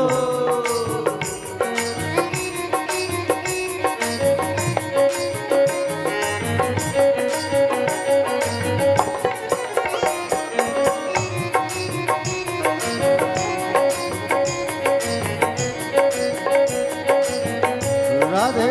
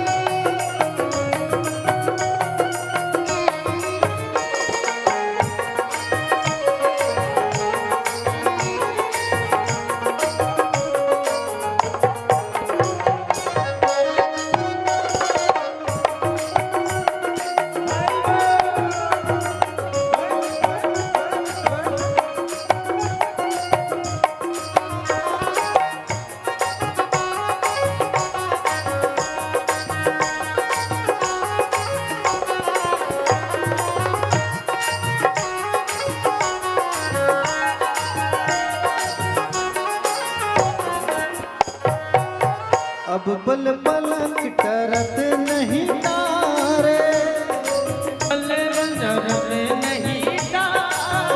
अब पल पलक टरत नहीं तारे, अब पल पल के करत नहीं तारे, छिन छोरत जनो जान निकर गई, छोड़त जनु जाने निकल गई, छिन छोरत जनो जान निकर गई, छोड़त जनु जाने निकल गई, जादू भरी तेरी आंखें जिधर गई, जादू भरी तेरी आंखें जिधर गई, नैनों की कटारे वारे छुए छुए छतियन से उतर गई, जादू भरी तेरी आंखें जिधर गई, जादू भरी तेरी आंखें जिधर गई, जादू भरी तेरी आंखें जिधर गई, जादू भरी तेरी आंखें जिधर गई, नैनों की कटारे वारे छुए छुए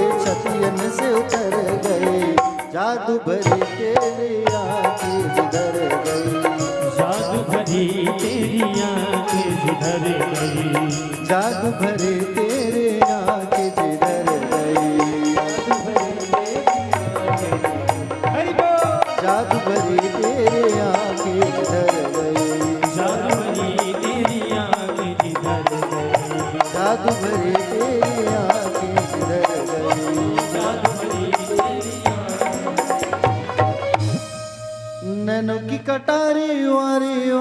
छुई छुई छतियन उतर गई, जादू भरी तेरी आँखें जिधर गई।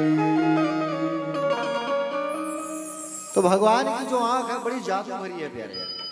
आप बिहारी जी के मंदिर में जाके देखोगे, जब दर्शन करोगे, कहीं भी खड़ा होकर देखना, आपको ये लगेगा कि बिहारी जी मुझे देख रहे हैं। ये इधर भी खड़े रह के देखोगे या इधर भी रह के खड़े होके देखोगे ना, तो आपको केवल यही लगेगा कि बिहारी जी मुझे देख रहे हैं। चाहे सामने देखो, चाहे इधर, चाहे उधर, चाहे आगे, चाहे पीछे, आपको यही लगेगा। हा? तो विदुर जी को भगवान ने देखा और इशारों में कहा कि मैं तुम्हारे घर आऊंगा। भगवान सभा में पहुंच गए। सभा मतलब धृतराष्ट्र की सभा में। अब भगवान जैसी आए, भगवान जब पदार्पण किए ना, भगवान जैसी आए प्यारे भक्तजन, तो दुर्योधन ने स्वागत किया, आओ द्वारकाधीश, आओ आओ आओ, बैठो बैठो। बैठाया गया, आसन दिया गया। द्वारिकानाथ कहे, बोले भाई बातचीत करने आया हूं मैं, संधि करने आया हूं। बोले ठीक है। बोले पांडवों की जो संपत्ति है दुर्योधन, उनको दे दो, उनका जो हिस्सा है उन्हें दे दो। एक बाप के बाद 10 रुपए है, 2 बेटे हैं तो दोनों को 5-5 रुपया होगा, होगा कि नहीं होगा? तो दे दो महाराज। दुर्योधन ने कहा, बोले मैं नहीं दे सकता। अरे नहीं दे सकते तो कुछ मत करो, 5 गांव ही दे दो, जीवन यापन करने के लिए, जीने के लिए। कितना? 5 गांव, और बाकी कुछ नहीं, केवल 5 गांव दे दो। 5 गांव कह रहे हो द्वारिकानाथ, मैं सुई की नोक की भांति संपत्ति नहीं दूंगा इन पांडवों को। भगवान कहे तो बहुत गुस्से में बात कर रहे हैं, है? मेरे स्वाभिमान को ठेस पहुंच रहे हैं, मैं बिल्कुल नहीं रुकूंगा यहाँ। भगवान जाने लगे, द्वारिकानाथ रुकिए, कहाँ जा रहे हो?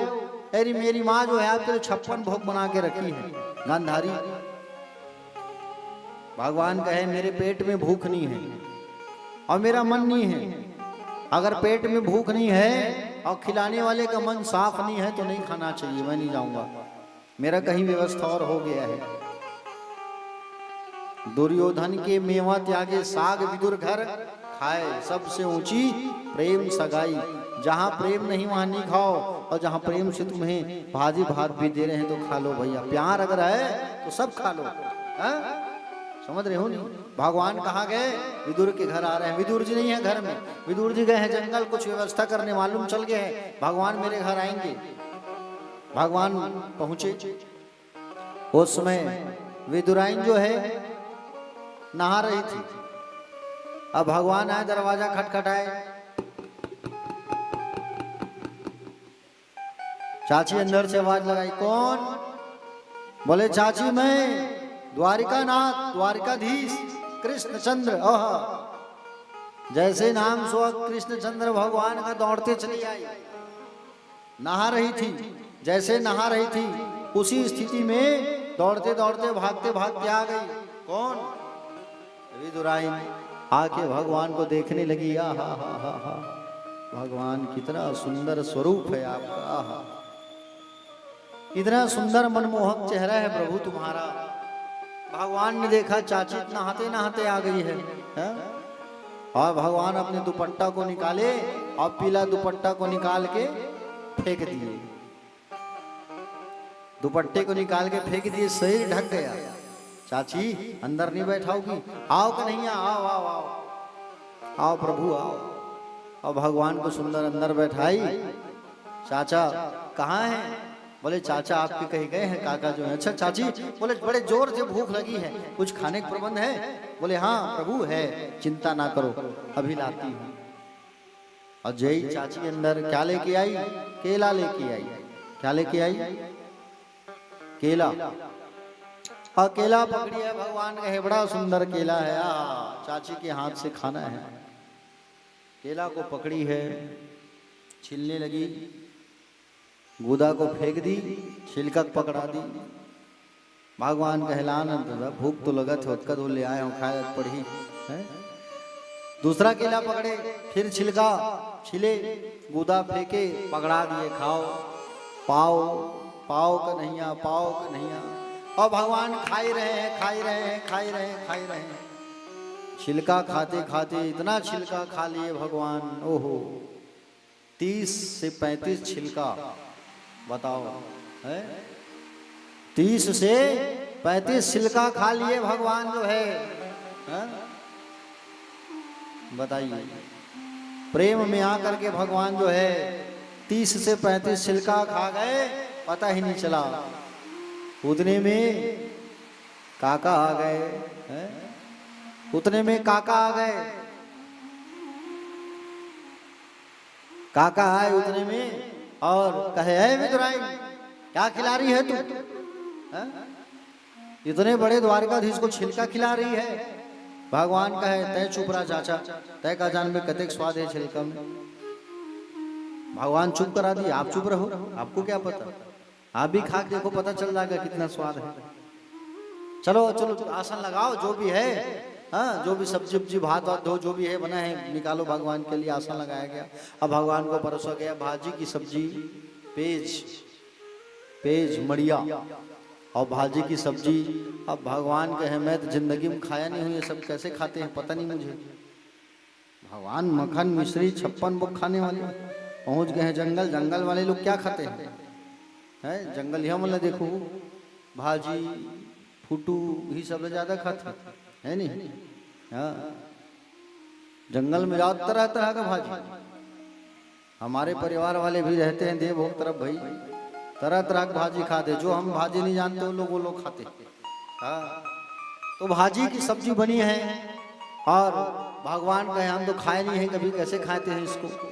भगवान ने दिमाग लगाया, चाचा को बोलता हूँ पहले, चाचा खाई तन में देखूं, है कि नहीं। चाचा चलो आप, काका आप प्रारंभ करो, आप खाओ।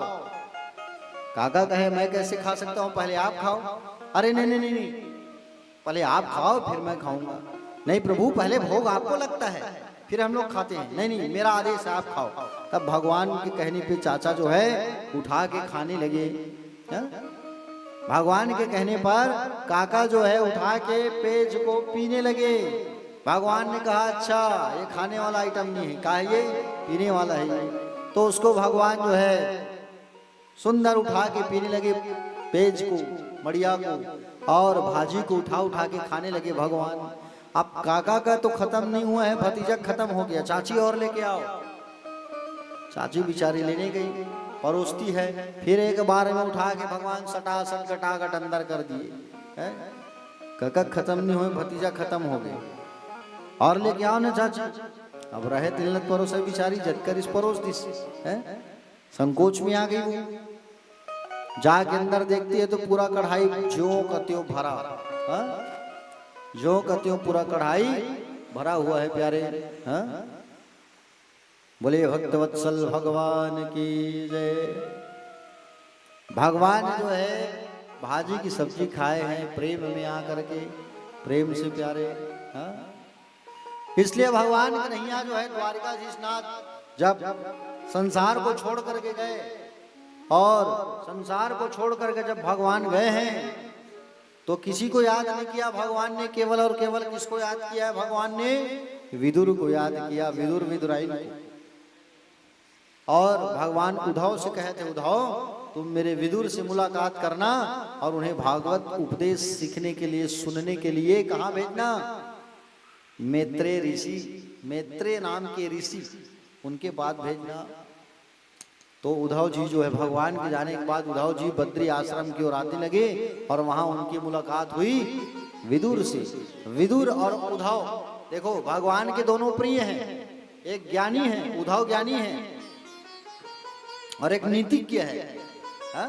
विदुर कौन है? नीति शास्त्र वाले। दोनों का मिलन हुआ, दोनों गले मिले और उद्धव जी से पूछने लगे, विदुर द्वारकाधीश कैसे हैं? तब बताया कि द्वारकाधीश हम सबको छोड़ के चले गए हैं। विदुर जी, द्वारकाधीश भगवान चले गए। विदुर की आंख से आंसू आ गया, रोने लगे, भगवान हम सबको छोड़ के चले गए, लेकिन जाते जाते केवल आपको याद किया है उन्होंने। कहा है कि बोले मेरे विदुर से कहना, 3 बार याद किया आपको, 3 बार कहा कि मैत्रेय ऋषि के आश्रम जरूर भेजना, इसलिए आप मैत्रेय ऋषि के आश्रम जाओ भागवत धर्म उपदेश सुनने। तो विदुर जी कहाँ गए? मैत्रेय के आश्रम, और वो भी भागवत उपदेश सुनने लगे। आगे कहने लगे भगवान श्री सुखदेव जी जो है कि सृष्टि की उत्पत्ति कैसे हुई, आगे आइए इस पर चर्चा करते हैं। देखो प्यारे, भगवान ने ब्रह्मा को जब उत्पन्न किया तो ब्रह्मा के हाथों में जब पृथ्वी को दिया गया तो पृथ्वी को उस समय हिरण्याक्ष नाम का एक राक्षस चुरा करके धरती पे ले गया था, हिरण्याक्ष। और हिरण्याक्ष जो है जब चुरा करके ले गया था ना, और हिरण्याक्ष जब चुरा के ले गया था धरती को, उसी समय भगवान ने सोचा कि पृथ्वी को लाऊं कैसे। तो उसी समय ब्रह्मा जी के नाक से ब्रह्मा को छींक आया, अब ब्रह्मा के नाक से हिरण्याक्ष को मारने के लिए भगवान ने वराह अवतार धारण किया। बोलो वराह भगवान की। फूल चावल दोनों में खाली पात्र में छोड़ दो, भगवान का अवतार हुआ है वराह अवतार।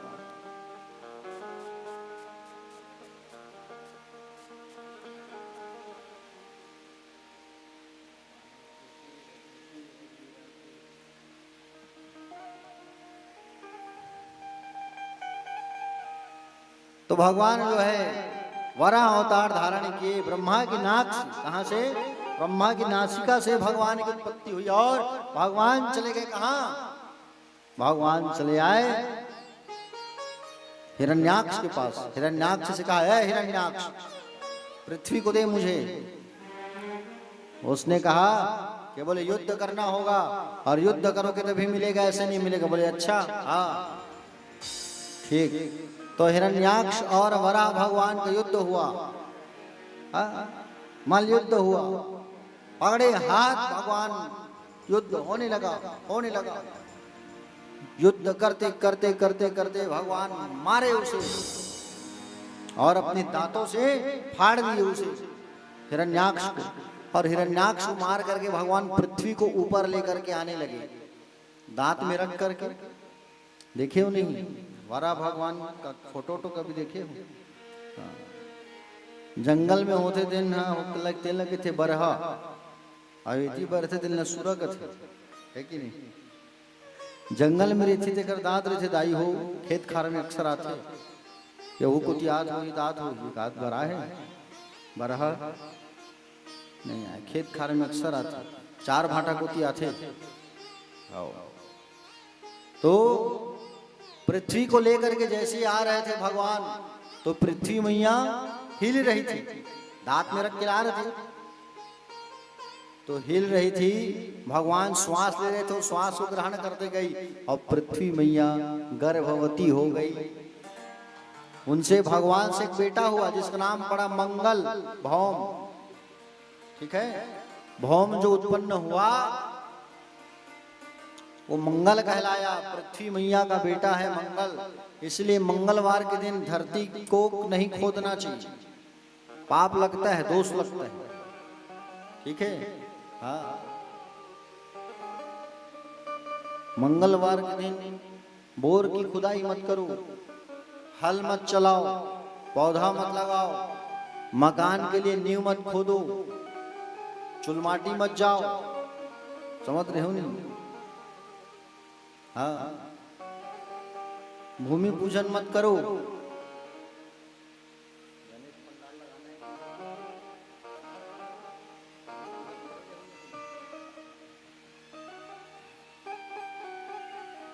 तो मंगलवार के दिन नहीं करना चाहिए, दोष लगता है, समझ रहे हो?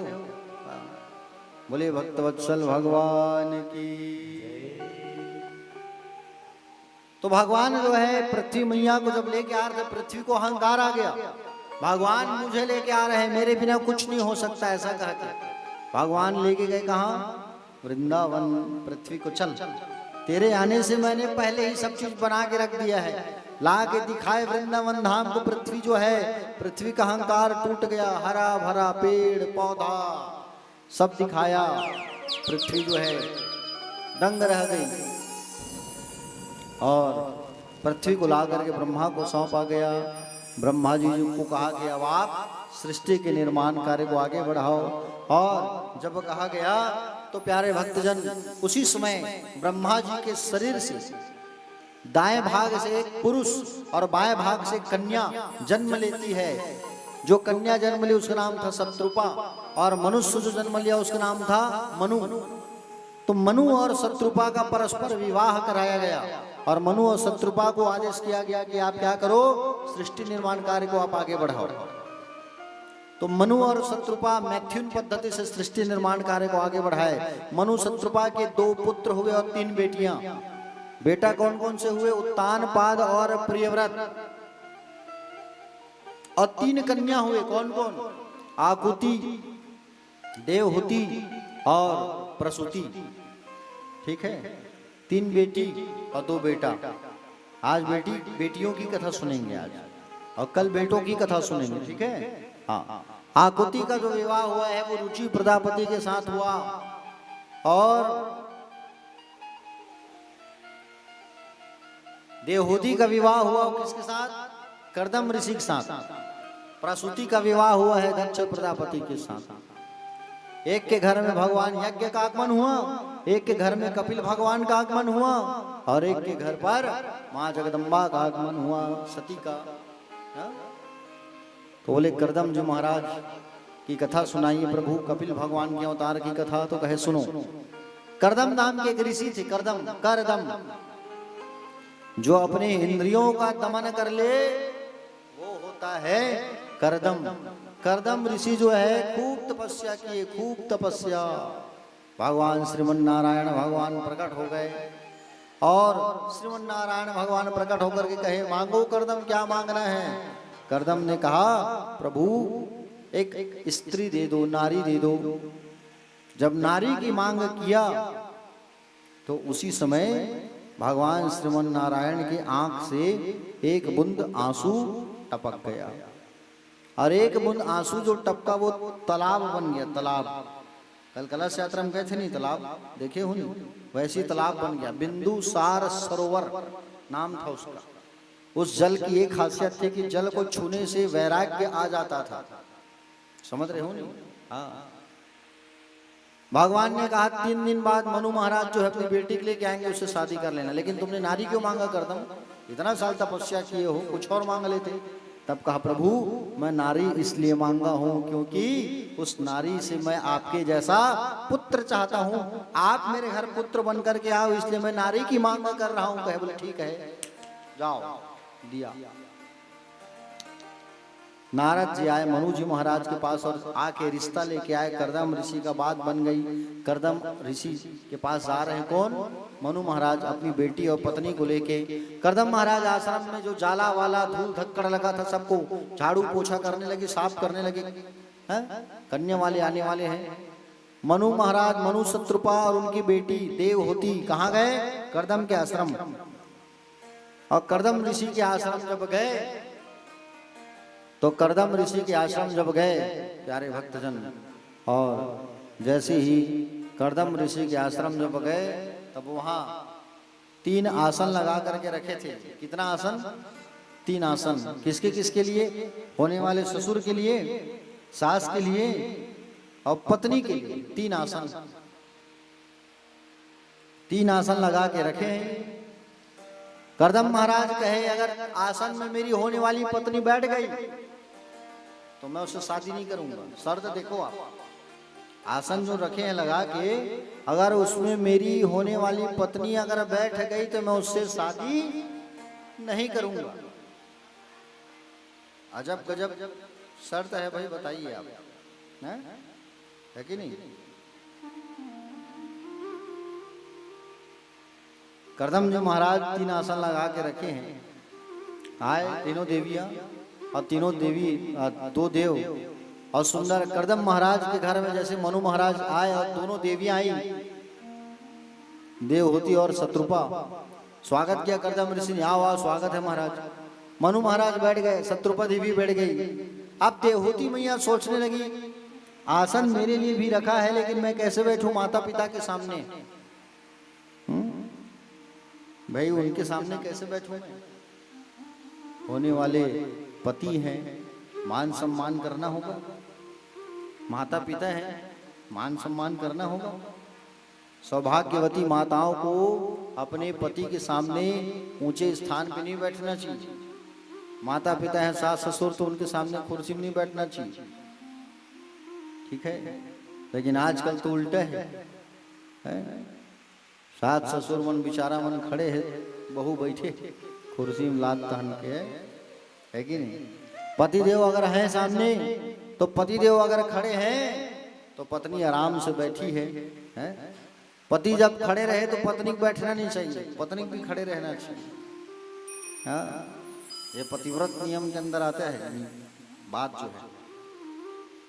तो प्यारे भक्तजन, देवहूति मैया कहे कि मैं कैसे बैठूं, लेकिन मेरे पति जो है मेरे लिए आसन लगा के रखे हैं, उसका भी सम्मान करना जरूरी है। तो नीचे बैठ गई और आसन जो था उस पे हाथ रख देती है। करदम महाराज समझ गए वाकई मेरे लिए अनुकूल है, मैं इनसे शादी करूंगा। शादी की बात फिक्स हो गई, लेकिन एक शर्त रख दिया। क्या शर्त रख दिया? शर्त ये रखा कि शादी होने के बाद एक बेटा जब मेरा हो जाएगा तो मैं संन्यास ले लूंगा। ठीक, बात बन गई, शादी भी हो गई। और शादी जैसे हुई, शादी के बाद करदम महाराज तपस्या में बैठ गए। तपस्या जो है पूरा जब हुआ तब उठे, बाजू में देखा और कौन तपस्या कर रही है, तो एक स्त्री, पूरा दिमाग लगा है शरीर में, उठाया, देवी कौन हो तुम, उठो। महाराज मैं आपकी पत्नी हूँ, आप तपस्या में बैठ गए थे तो मैं भी तपस्या में बैठ गई थी आपके साथ।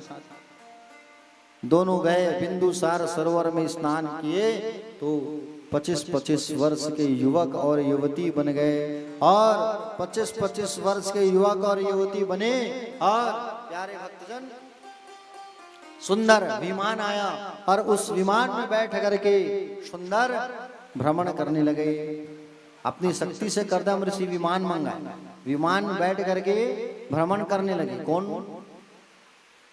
करदम और देवहूति। और जब विमान में जब भ्रमण करने लगे तो उसी समय 9 कन्याओं का आगमन हुआ, 9 बेटियों का। देखो, भगवान की भक्ति जब करोगे तो प्यारे भक्तजन, पहले जो है भगवान का जब भक्ति करोगे, स्मरण करोगे, तो नवधा भक्ति को जब अपनाओगे जीवन में, तभी भगवान का आगमन होगा आपके घर। नवधा भक्ति को जीवन में उतारना बहुत जरूरी है, समझ रहे हो ना। और नवधा भक्ति का आगमन जब हो गया तो नारायण का आगमन जरूर होता है। हाँ? 9 कन्याएं कौन कौन सी? कला, अनुसुईया, श्रद्धा, हविर्भू, गति, क्रिया, ख्याति, अरुंधति, शांति, ये 9 कन्याओं का आगमन हो गया। बोले भक्तवत्सल भगवान की। एक बार सभी दोनों हाथ उठा के कहिए राधे राधे, और जोर से कहो राधे राधे, और जोर से कहो राधे राधे। तो 9 बेटियों का आगमन हुआ। कुछ दिन बाद सुंदर भगवान का एक अवतार होने वाला है। करदम और देवहूति मैया के घर में कौन सा अवतार? कपिल अवतार।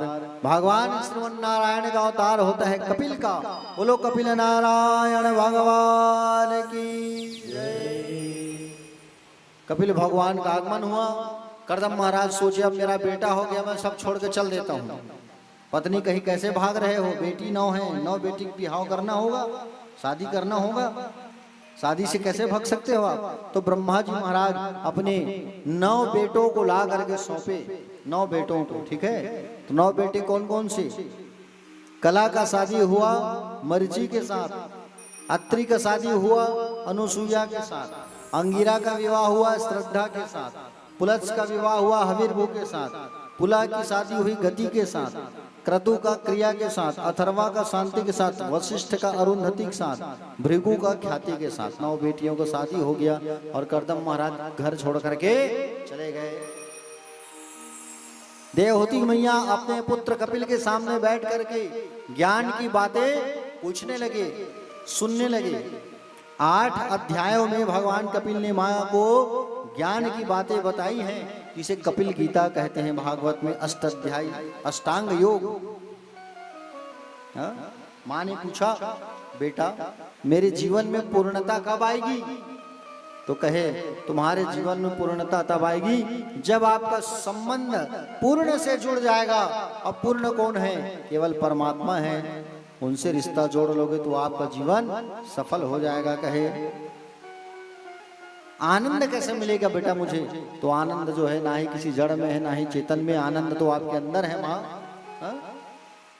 प्यारे भक्तजन, इस तरीके से सुंदर माँ ज्ञान की बातें सीखती है और वहां से चली गई।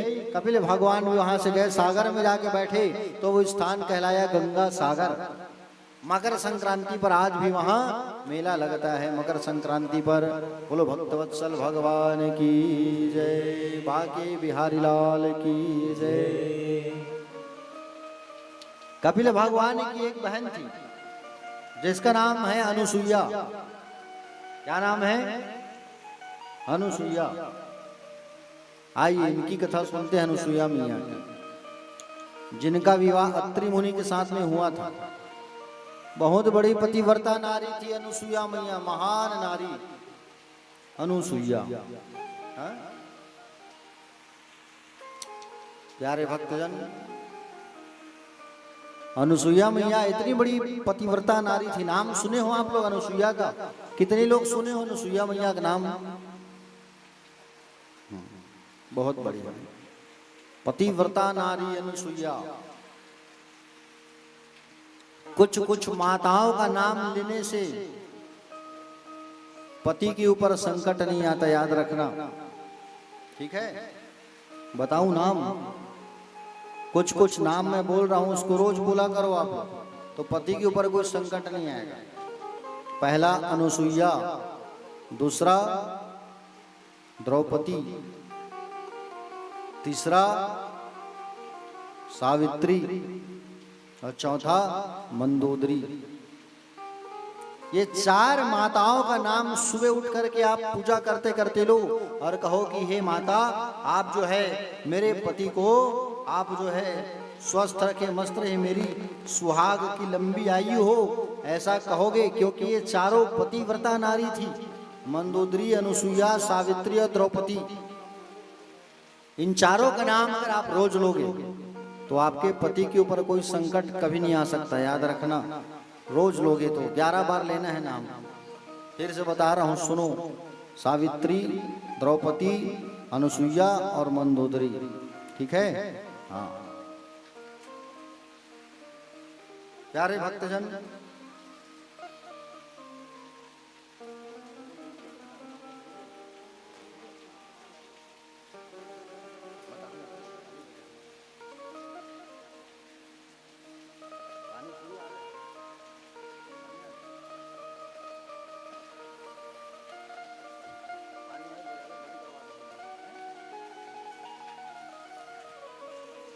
तो अनुसुईया मियाँ जो है बहुत बड़ी पतिव्रता नारी थी। प्यारे, पति की खूब सेवा करें।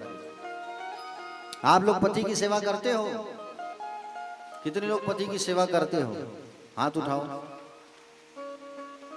एक जन भर उठाए, पाछू मुदाई। का नाम है दाई तोर? एक कनक कैमरा ले से घुमा दीजिए, कैमरा वाले। हाथ गोड़ मार सपेट के बैठे, जाड़ लागत है तैसे हमारे कैमरा वाले लाए। पोखर कोती पानी नहीं गिरे, आज बता रही हमारे तरफ ऐसा बारिश नहीं होता। कहा हाँ, हमारे तरफ होता है भैया, बारिश जरूरी है।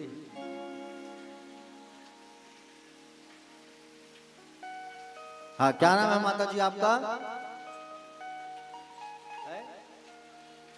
सावित्री, तृप्ति, दीप्ति। बहुत बढ़िया। तो आप पति की सेवा करते हैं? नहीं, बताइए। हाँ, बहुत बढ़िया। एक बार दीप्ति माता जी के लिए ताली बजाइए जोरदार। तो प्यारे भक्तजन, आप कैमरा ले को कर ले भैया। हाँ, हो गया। तो प्यारे भक्तजन, रोज अपने अपने पति की सेवा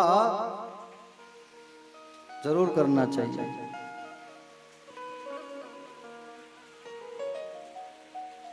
थोड़ी यहाँ करते जी, प्रियकांत बाबू, पोषण बाबू बहु सेवा करते।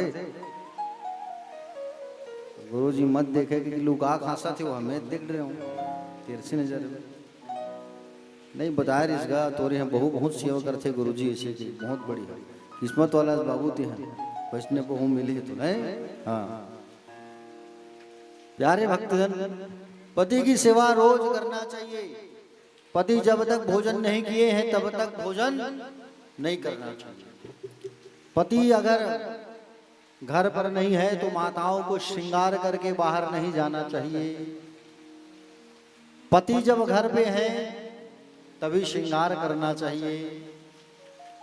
जब माताओं को ऋतु आता है उसके ठीक चौथे दिन श्रृंगार करके पति का दर्शन करना चाहिए। पति जब सो जाए तभी सोना चाहिए। पति जब बैठे हैं तभी बैठना चाहिए। पति जब खड़े हैं तो बैठना नहीं चाहिए। पति जब भोजन कर ले तभी भोजन करना चाहिए। हाँ, पति की आज्ञा लेकर के आपको कहीं बाहर जाना चाहिए। समझ रहे हो? लेकिन आजकल तो उल्टा है। अक्सर देखे वर मिलते। अब पहले तो रायपुर शहर में रहा है हमारे इसने रायपुर हम रोज जाना आजकल गाँवों में ही हाल हो गए। पति ही नहीं है, ड्यूटी के सांझ दाई मन एक्टिवा धर के स्कूटी धर के निकल के गुपचुप खाए बर है नहीं। हाँ, तो बिना परमिशन के पति की आज्ञा के नहीं जाना चाहिए। पति जो कहे वही कहना चाहिए। ऐसा नहीं कि पत्नी जो कहे वो पति को मानना चाहिए। समझ रहे हो ना? हाँ। तो प्यारे भक्तजन, अनुसुईया मैया बहुत बड़ी पतिव्रता नारी थी।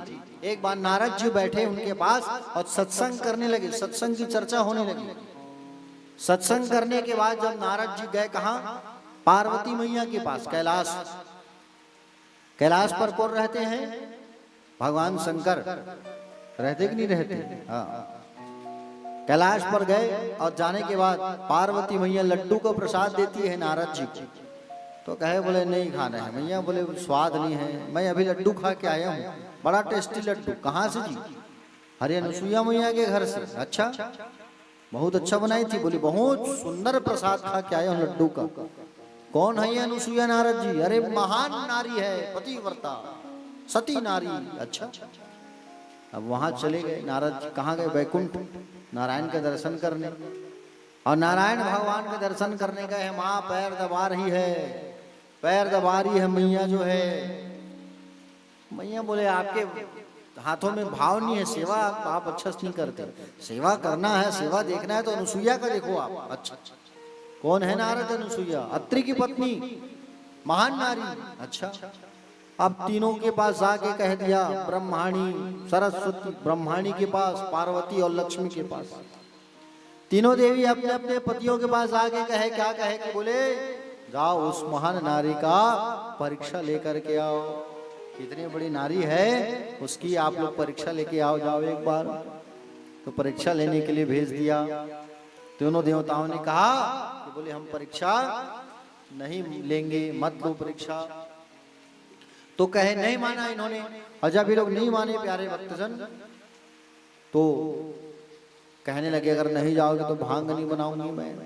लक्ष्मी मैया कह रही नहीं जाओगे तो फिर मैं आपकी सेवा नहीं करूंगी। हाँ, तीनों देव कहे जाना पड़ेगा, और नहीं जाएंगे खाना दाना नहीं मिलेगा। तीनों देव जो है अपने अपने स्वरूप को बदल लिए और बदल के ब्राह्मण का, साधु का स्वरूप बना करके अनुसुईया मैया के आश्रम चले आए। अनुसुईया मैया के आश्रम जैसे ही आए तो प्यारे भक्तजन क्या देखा? अनुसुईया के आश्रम जब आए तब देखा भिक्षाम देही करके मांगने लगे। अनुसुईया मैया आई भिक्षा का पात्र लेकर के। अनुसुईया मैया जैसे ही आती है भिक्षा देने लगी तो मना कर दिया। बोले ऐसे भिक्षा नहीं लेंगे, अपने कपड़ों को उतारो और कपड़ों को उतार करके भिक्षा दो तब स्वीकार करेंगे। अच्छा ठीक है, आ रही हूँ, रुको। गई अंदर, कमंडल लेके आई और जल लेती है हाथ में। कौन? अनुसुईया मैया, बहुत बड़ी नारी अनुसुईया मैया। और कहती है ओम पति परमेश्वराय नमः करके छिड़क दी जल को। और जल को जब छिड़की तो तीनों देव जो है 10-10 दिन के बच्चे बन गए, छोटे छोटे। ब्रह्मा, विष्णु और महेश एक समान, डुप्लीकेट, एकदम 2 कॉपी। जुड़वा बच्चे लोग रहते हैं वैसे ही, काला पीला नीला नहीं, सेम एक समान कलर, एक समान रूप रंग। और मैया जो है स्तन पान कराने लगी, झूला झूलाने लगी, प्यार करने लगी। आज तीनों जो है अनुसुईया के मैया के आंगन में खेल रहे हैं पलना। हाँ? अब तीनों देवी परेशान, 1 महीना हो गया आयछ नहीं है, कैलाश खाली, बैकुंठ खाली, ब्रह्मलोक खाली। जा करके नारद जी से कहे, नारद जी आप हमारी मदद करो, आप हमारी मदद करो, हमको हमारे पतियों के को लाना है, बताइए आप। तो कहे जाओ चित्रकूट आश्रम, चित्रकूट में अनुसुईया मैया के आश्रम में बने हैं बच्चे तीनों देवियां आए और आ करके भिक्षा मांगने लगे। भिक्षाम देहि, अनुसुईया मैया आई, क्या भिक्षा चाहिए? बोले हमको अपने पतियों को दे दो, आओ मेरी बहुओं आओ, पति चाहिए आओ, मेरे बेटे लोग हैं अंदर, आप लोग मेरी बहू हो, आओ जाओ उठा लो अपने अपने पतियों को जाओ। और तीनों देवी जब आए तो देखे, एक सोच रही है मैं तो उठा लूंगी अपने पति को, पहचान लूंगी, 3 आंख वाले हैं, 3 नेत्र वाले हैं। एक कह रही है मेरे पति के 4 मुंडी हैं, जाके देखा सब डुप्लीकेट एक समान। अब एक कह रही है धोखे से ब्रह्मा को उठा लूंगी, मेरे पति है कह करके गड़बड़ हो जाएगा, जेठ मानती। एक कह रही है धोखे से कहीं भोलेनाथ को उठा लूंगी, पति कहा करके तीसरा आंख खोल देंगे भस्म हो जाऊंगी। है तीनों आए अनुसुईया मैया के पास और आके चरणों में झुके, माँ आप ही कुछ करो। अनुसुईया मैया सती मैया है, भगवती मैया है, वही दुर्गा है, याद रखना। द्रौपदी कौन है? 5 पांडव की पत्नी, वो भी दुर्गा की ही अवतार है। अनुसुईया कौन है? वो भी दुर्गा की ही अवतारी है। अनुसुईया मैया कमंडल से जल देती है और छिड़काव कर देती है, तो तीनों बच्चे अपने अपने स्वरूप में आ गए, ब्रह्मा विष्णु और महेश। बोलो त्रिदेव भगवान की। आशीर्वाद दिया ब्रह्मा विष्णु महेश ने, तो उनके अंश जो है प्राकट्य हुए, ब्रह्मा से चंद्रमा, शंकर से दुर्वासा और नारायण से दत्तात्रेय। ठीक है, संतान एक हुआ लेकिन मुंडी 3, एक ब्रह्मा का, एक विष्णु का, एक रुद्र का, 3 मुंडी वाले भगवान का आगमन हुआ अत्रि अनुसुईया के घर, पुत्र के रूप में, बेटे के रूप में। नाम पड़ा दत्तात्रेय। बोलो दत्तात्रेय भगवान की। अनुसुईया मैया बहुत बड़ी महान नारी। बोलो सती अनुसुईया मैया की। आओ एक तो भजन करते हैं, फिर सती चरित्र की ओर लेके चलेंगे आप। बोले बाके बिहारी लाल की जय।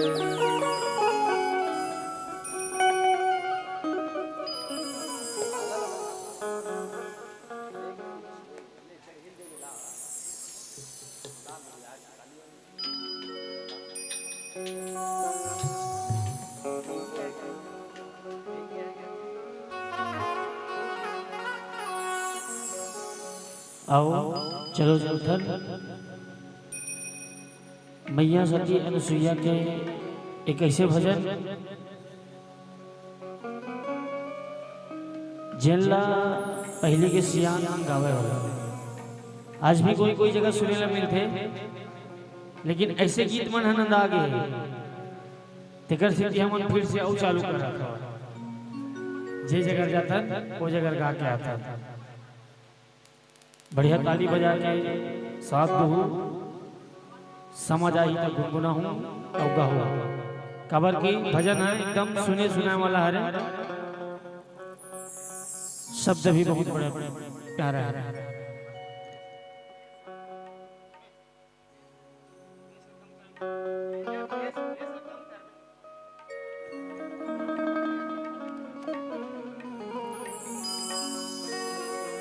मोर आवाज समझ आज पाछू रहा,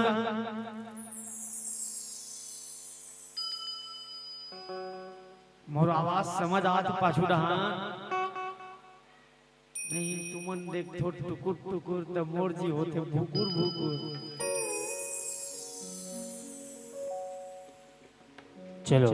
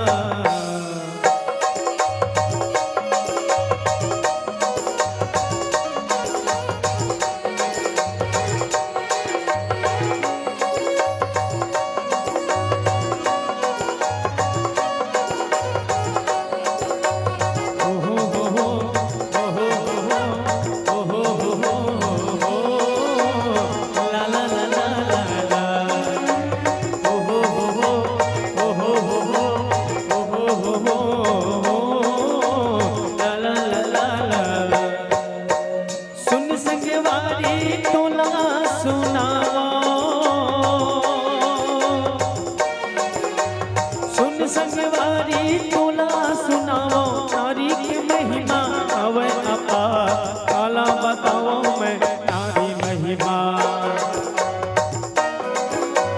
देवता घलो नहीं पावे पार काला बताओ मैं नारी महिमा ऐसी सुन संगवारी तोला सुनाओ सुन संगवारी तोला सुनाओ नारी की महिमा अवै अपार काला बताओ मैं नारी महिमा ये दे देवता घलो नहीं पावे पार काला बताओ मैं नारी महिमा सुन संगवारी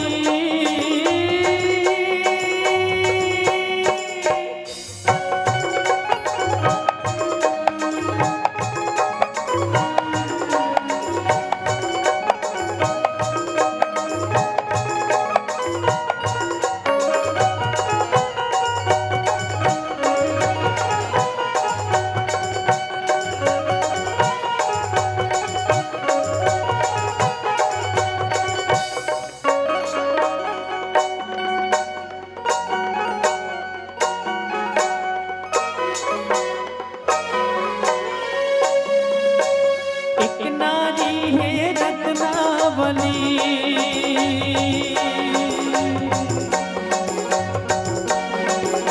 अजी एक नारी है रत्नावली पतिल आपन ज्ञान सिखा हाड़ मास तन त्याग तुलसी अरे हरि भजन मा मन ला लगा हाड़ मास तन त्याग तुलसी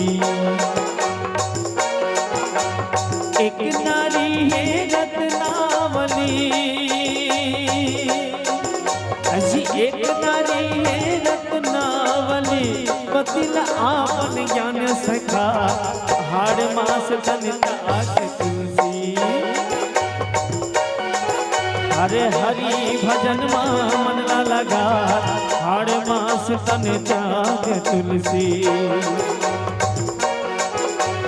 सुन संगवारी तोला सुनावो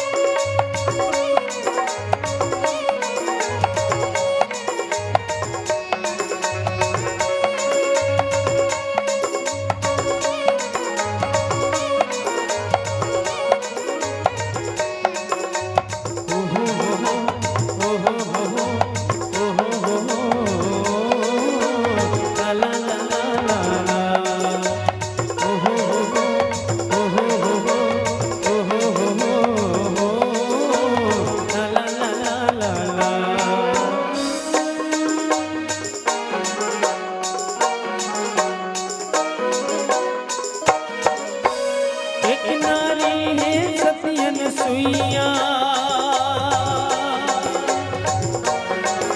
ऐसी एक नारी है सती अनुसुईया ब्रह्मा विष्णु ला बालक बना सात धार के गोरस पिया के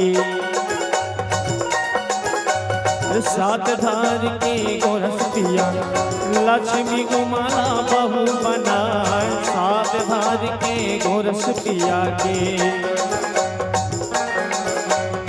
एक नारी है सती अनुसुईया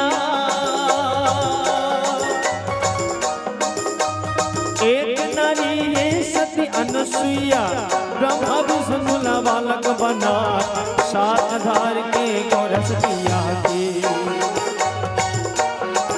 आज लक्ष्मी उमाला बहू बना सात धार के गोरस पिया के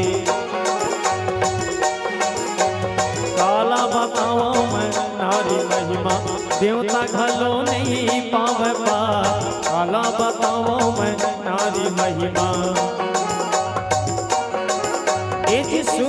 संगवारी तोला सुनावो, सुन संगवारी तोला सुनावो, नारी के महिमा हवे अपार, काला बताओ मैं नारी महिमा। ये जी देवता खलो नहीं पावे पार, काला बताओ मैं नारी महिमा। देवता खलो नहीं पावे पार, काला बताओ मैं नारी महिमा। देवता खलो नहीं पावे पार, काला बताओ मैं नारी महिमा। आज सुन संगवारी तोला सुनावो, नारी की महिमा हवे अपार। औ काला बतावो मैं नारी की महिमा, ओ काला बतावो मैं नारी की महिमा। यहाँ बड़े बड़े नहीं पावा थे पार, काला सुनावा मैं नारी की महिमा। बोल सत्य सुइया मैया की। देखो जब भी हम बोलबो राधे राधे तो अधूरा बिल्कुल हाथ न उठाना चाहिए। कोनो भात खाते ता पूरा भर पेट भात खाते, अपन मन अनुसार इच्छा अनुसार हर चीज करते, लेकिन जब राधे राधे बोले बरते तो एकदम ठुठवा हाथ उठे काबर। तो निवेदन है सबला बढ़िया दोनों हाथ उठा करके राधे राधे।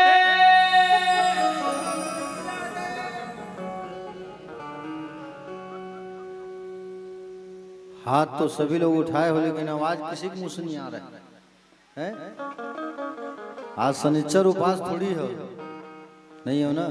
तो चलो एक बार हाथ उठा के बड़े भाव से मुंह से आवाज निकालिए। देखो जितनी बार हो सके मुंह से अगर भगवान का नाम निकले उतना ही हमारे पापों का नाश होता है, ये जानो आप, ठीक है। और चलिए एक बार सब लोग हाथ उठा के कहिए राधे राधे। तो प्यारे भक्तजन, एक बेटी की कथा सुने हम लोग। तीसरी बेटी है प्रसूति। आकुति, देवहूति और प्रसूति। प्रसूति की शादी किससे हुई थी? दक्ष प्रजापति से। ये दक्ष को 16 कन्या हुआ था, 16 कन्या। शिव महापुराण देवी भागवत में 60 कन्या, लेकिन भागवत में 16 कन्याओं का वर्णन है। समझ रहे हो ना? तो 16 कन्याओं में से 14 जो कन्या है, 13 कन्या धर्म को दिया गया। किसको दिया गया? जोर से बोलो। धर्म को दिया गया, धर्म को। एक जो कन्या थी स्वाहा, उसे अग्नि नारायण को दिया गया। एक जो कन्या थी स्वधा, जिसे दिया गया है पितृ देवताओं को। 16वें नंबर की जो कन्या थी सती, उस सती को दिया गया भगवान शंकर को। और शंकर जी के साथ में सुंदर इनका विवाह हुआ। और विवाह जब हुआ उसी समय दक्ष जो था उसको राजा बनाया गया था, अधिपति। एक पदवी मिला था, ब्रह्मा जी ने पद प्रदान किया था दक्ष को। कौन सा पद? प्रजापति का पद। प्रजापति किसे कहते हैं बता रहा हूं, सुनो। जैसे हम लोग जो है जीवन यापन करते हैं, सोना, खाना, उठना, बैठना, ये सारा चीज देख रेख कौन करते हैं? प्रजापति लोग, है ना। तो उस प्रजापति के जो अधिपति देवता राजा, उसको बनाया गया था दक्ष को। और दक्ष को जब ये सम्मान मिला था तो स्वर्ग में एक बार आयोजन किया गया। स्वर्ग में आयोजन किया गया स्वागत सम्मान के लिए। ब्रह्मा जी आए, भगवान विष्णु आए, शंकर जी आए, सब देवता बैठे हैं, दक्ष का इंतजार करते। दक्ष आएगा तो सम्मान करेंगे। और उसी समय दक्ष को आने में विलंब हो गया। उसी समय भगवान शंकर समाधि में लीन हो गए, राम के ध्यान में, राम के भजन में, है? और जब उसी समय जब समाधि में लीन हुए तब शंकर जी, उसी समय दक्ष प्रजापति का आगमन हुआ। और दक्ष का जब आगमन हुआ तो सब लोग खड़े होकर सम्मान करने लगे, ब्रह्मा विष्णु और महेश को छोड़ के। दक्ष ने देखा ब्रह्मा जी तो मेरे पिता हैं, नारायण तो मेरे पूजनीय हैं, लेकिन ये जो शंकर है वो क्यों बैठा है?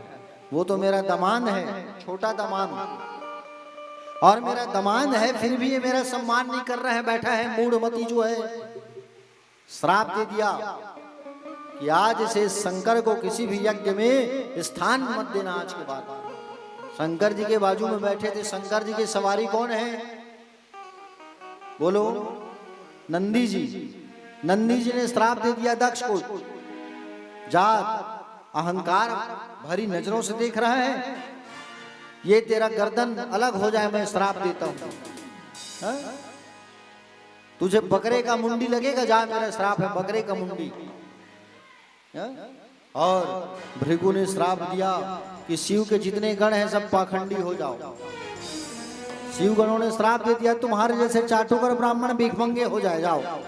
सब श्राप देने लगे एक दूसरे को। भगवान शंकर का नेत्र खुला, भगवान शंकर अपने गणों को लेकर कैलाश चले गए चुपचाप, कुछ नहीं बोले किसी से। दक्ष ने भगवान शंकर का अपमान कर दिया, भगवान कुछ नहीं बोले, भगवान उस बात को भूल गए, चलो छोड़ो हटाओ। लेकिन ये दक्ष जो है अपने दिल में, मन में, दिमाग में इस बात को बैठा के रखा है कि मेरा दामाद है और मेरा दामाद होकर के इसने मेरा अपमान किया है, मैं इससे बदला जरूर लूंगा। अब बदले की आग में जल रहा है, और क्या किया इसने? बदले की आग को बुझाने के लिए यज्ञ का आयोजन करवाया। कहाँ? हरिद्वार के कनखल क्षेत्र में। कहाँ? हरिद्वार के कनखल क्षेत्र में यज्ञ का आयोजन करवाया। किसने? दक्ष ने। और निमंत्रण पत्र छपवाया, जैसे आप छपवाए नहीं कार्ड भागवत का सबको देने के लिए, वैसे ही यज्ञ का कार्ड छपवाया और सबको कार्ड बांटा गया, दिया गया निमंत्रण। लेकिन दक्ष जो है जानबूझ के अपनी बेटी सती को निमंत्रण नहीं दिया, अपमान करने के लिए। उस दामाद शंकर का, शिव का मैं अपमान करूंगा कह करके निमंत्रण कार्ड नहीं दिया। समझ रहे हो ना? सबको निमंत्रण दिया गया और सब जो है निमंत्रण प्राप्त, निमंत्रण पत्र स्वीकार करके सब जो है यज्ञ में सम्मिलित होने के लिए जा रहे हैं। अपने अपने सवारी में बैठ करके अपनी अपनी सवारी में बैठ करके सब जा रहे हैं यज्ञ में, लेकिन भगवान शंकर को नहीं बुलाया गया। और जितने लोग थे सब कैलाश पर्वत के ऊपर से जा रहे हैं, सब लोग कैलाश पर्वत के ऊपर से सब लोग जा रहे हैं। प्यारे भक्तजन, माँ जगदम्बा ने पूछा, जाओ देखो नंदी, अरे किसी की घंटी की आवाज आ रही है, कौन जा रहे हैं? जा करके जब पूछा देवराज इंद्र से, कहाँ जा रहे हो देवराज इंद्र? तब देवराज इंद्र ने कहा कि बोले दक्ष जो है यज्ञ करवा रहे हैं कनखल में, हम सब वहीं जा रहे हैं। अच्छा। आकर के नंदी ने माँ भगवती को बताया, सती को, माँ आपके पिता यज्ञ करवा रहे हैं, सब वहीं जा रहे हैं। अच्छा, हमारे पिताजी ने हमको निमंत्रण नहीं दिया, हमारे पिता ने, ये कैसी बात हो सकती है? पति के पास आए, शंकर जी के पास, और आकर के कहा, हे स्वामी, आज हमारे पिता के घर पर यज्ञ हो रहा है, सब लोग जा रहे हैं तो हमारी भी इच्छा हो रही है, इतना बड़ा आयोजन हो रहा है, परिवार के लोग आए होंगे, मेरी सब बहन लोग आए होंगे, मुझे भी जाना है। भगवान शंकर ने कहा, तुम्हारे पिताजी जानबूझ करके मेरा अपमान करने के लिए ऐसा काम कर रहे हैं, सती मत जाओ। जानबूझ करके ऐसा काम कर रहे हैं तुम्हारे पिता, वहां जाओगे तो केवल और केवल अपमान होगा, सती मत जाओ। सती मैया नहीं मानी, जिद करने लगी, एक बार प्रभु जस मिल के वापस आ जाऊंगी। भगवान ने कहा, सती, जब मैके में कुछ आयोजन होता है और जब तक निमंत्रण पत्र स्वीकार ना हो, ना मिले, तब तक नहीं जाना चाहिए, इसलिए तुम मत जाओ, मेरी बात को मान लो। तुम सती मैया नहीं मानी, भगवान कहे जाओ। भगवान अपने गणों के साथ में भेज दिए, जाओ। सती मैया गई वहां, और जाने के बाद क्या देखी कि कोई उससे बात नहीं कर रहा है। जितनी बड़ी बहन है, जितनी उनकी दीदियां हैं, कोई बात नहीं कर रहे हैं, सब चुप हैं, मौन है, क्योंकि पिताजी बोल के रखे हैं वो सती आएगी तो उससे कोई बात मत करना। चुप है सब, कोई बात नहीं कर रहे हैं। बताओ बाबा, माँ को रोना आया।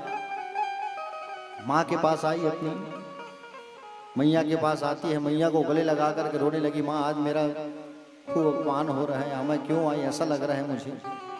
जाते जाते माँ सोचती है चलो यज्ञ में, यज्ञ स्थान में जा करके देखो एक बार क्या हाल चाल है। यज्ञ स्थान में जब आई तो सबके लिए सिंहासन रखा है, आसन रखा है, लेकिन शंकर के लिए कोई आसन नहीं रखा है। सब पहुंचे हैं वहां। सती मैया को गुस्सा आया, पति का अपमान हो रहा है, यहाँ पति का अपमान देख रही हूं मैं। पिता के पास आई। अब पिता के पास आई और पिता के पास आकर के कहती है, पिताजी आप इतने मूढ़मती हो गए हो, आप इतने मूढ़ हो गए हो पिताजी, आज बुद्धि कहाँ गई है आपकी। अरे जिनके बिना कोई यज्ञ पूरा नहीं होता, उनके बिना यज्ञ कर रहे हो, जो कालों के काल महाकाल है। उल्टा डांटने लगे, सती तुम्हें यहाँ किसने बुलाया, क्यों आई हो तुम यहाँ, यहाँ तुम्हें नहीं आना था सती, हम तो तुम्हें बुलाए ही नहीं है, ना ही तुम्हारे कैलाश में, तुम्हारे यहाँ, तुम्हारे ससुराल में हम निमंत्रण दिए हैं, क्यों चली आई हो तुम। याद रखना जहां तुमको बुलाया जाए, सम्मान दिया जाए, वहीं जाना, जहां सम्मान नहीं है वहां कभी मत जाना, याद रखना, ठीक है। तुम्हारे स्वाभिमान को ठेस पहुंचेगा। हाँ। सती मैया रोने लगी, सबको श्राप दे देती है कि सबको इसका परिणाम भुगतना होगा, सबको इसका परिणाम भुगतना होगा, जाओ, श्राप दे दिया। प्यारे भक्तजन, सती मैया उत्तर दिशा में बैठ गई, भगवान श्रीमन नारायण का ध्यान लगा के कहती है, भगवान नारायण इतना आशीर्वाद दो कि हर जन्म में मैं केवल मेरे पति भगवान शंकर को, शंभु को ही प्राप्त करूं, ऐसा आशीर्वाद दे दो आप। बोले कहे ठीक है, आशीर्वाद। और माँ जगदम्बा जो है अपने पति का स्मरण करके अपनी नाभि से अग्नि प्रज्वलित करती है, और अग्नि प्रज्वलित करके ऐसा आग लगाई अपने शरीर में, इतना आग लगाई, इतना आग लगाई कि धक धक धक धक शरीर पूरा जलने लगा, शरीर पूरा जल करके दग्ध हो गया। नंदी भृंग सब लड़ाई करने लगे। यज्ञ कराने जो बैठे थे ब्राह्मण भृगु, यज्ञ कुंड में आहुति डाल दिए तो बड़े बड़े गण पैदा होते गए, वो युद्ध करने लगे नंदी भृंगी के साथ। उधर नारद जी गए कैलाश, और नारद जी कैलाश जाकर के बता दिए, बाबा बोले मां सती देह त्याग दी है, वहां नंदी भृंगी के साथ अत्याचार हो रहा है, बोले नाथ आप जागो। और भगवान शंकर अपनी जटाओं को खोले, और जटाओं को खोल करके एक जटा उखाड़े और भूमि पर जैसे ही पटके तो भूमि से वीरभद्र नाम का गण पैदा हो गया, रुद्र भगवान के समान चमकता हुआ, बड़ा रौद्र रूप वाला। आदेश कर दिया है वीरभद्र जाओ और जाकर उस यज्ञ स्थल को तहस नहस कर दो, जाओ। वीरभद्र जब आया तो अपने साथ आंधी तूफान, बड़े बड़े काली काली घटाएं लेकर आया हरिद्वार। सब डरने लगे, क्या होगा, कैसे होगा। दक्ष भगवान नारायण की शरण में गया, भगवान रक्षा करो। भगवान ने कहा जहां शिव का अपमान होगा वहां मैं नहीं आ सकता, तुम शिव की शरण में जाओ। दक्ष नहीं गया, वीरभद्र सामने आया, जो भी आते गया सबको उठा उठा के मारने लगे। दक्ष सामने आया तो दक्ष सिर काट दिया। समझ रहे हो ना, जो सामने आए सबको मारते गए। भृगु ऋषि यज्ञ करा रहे थे, दाढ़ी पकड़े उठा के पटक दिए, दाढ़ी को निकाल दिए पूरा। पुखा नाम के देवता थे, उसके दांत तोड़ दिए। भग नाम के देवता जो थे वहां उनकी आंखों को नोच लिया। दक्ष के मुंडी को काटा और काट करके मुंडी को यज्ञ स्थल में पटक दिया। जा, जो भी सामने आए सबको मारने लगा। अब क्या करे क्या करे। सारे देवता ब्रह्मा के पास गए। ब्रह्मा जी सारे देवताओं को लेकर के कहा है कैलाश चले आए। कैलाश आने के बाद कैलाश पर्वत पर आकर के सब जो है ध्यान लगाने लगे, भोलेनाथ का वंदना करने लगे। कैलाश पर्वत पर आए और कैलाश पर्वत पर आकर के बाबा का सब लोग क्या किए, प्रार्थना करने लगे, निवेदन करने लगे, अर्जी करने लगे, हे भोले बाबा आप शांत हो जाइए, हे भोलेनाथ, हे शंभुनाथ आप जो है उठिए, जागिए, हे प्रभु आप उठो, आज सब तहस नहस हो गए हैं, आप चलो जागो और जाग करके आप जो है उस यज्ञ को पूर्ण करो, हे प्रभु शांत हो जाइए, उठो जागो। भगवान शंकर को सब मनाने लगे। हाँ? आइए हम भी भगवान शंकर की आराधना करते हैं, उनको मनाते हैं, बाबा भूत भावन को।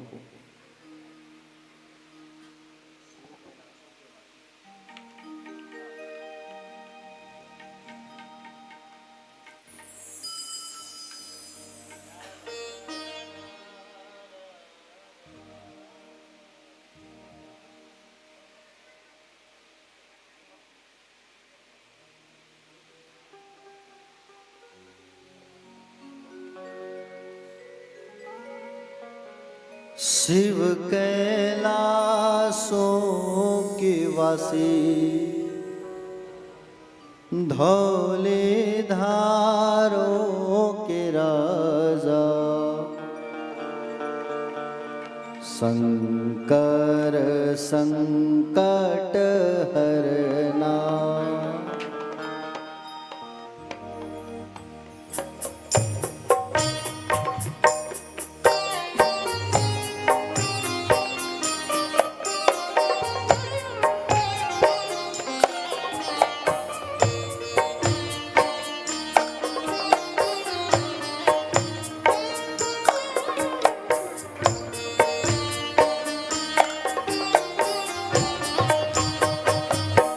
शिव कैलासों के वासी, धौले धारों के राजा, शंकर संकट हरना, शंकर संकट हरना। शिव कैलासों के वासी, धौले धारों के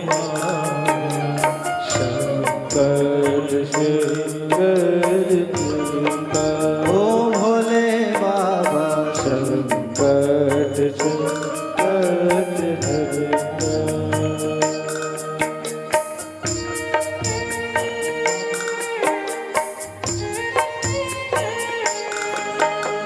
क्या बात, ओहो राधे।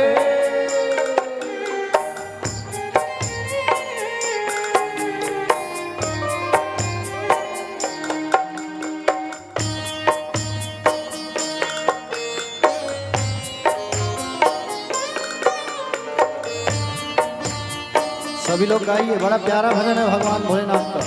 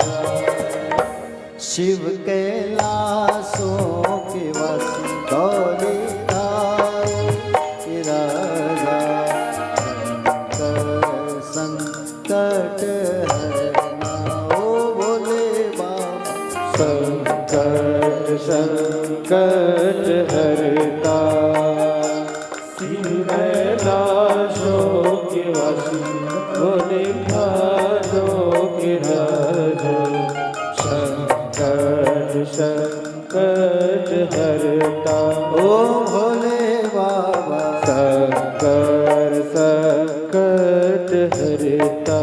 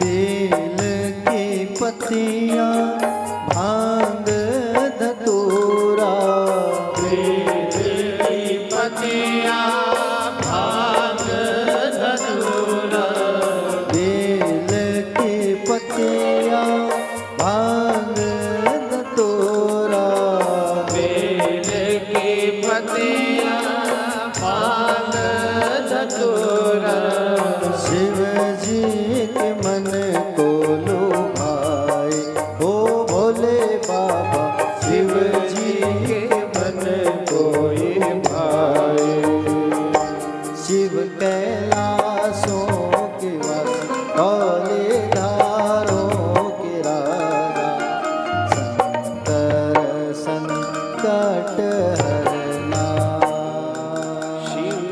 शंकर संकट हरता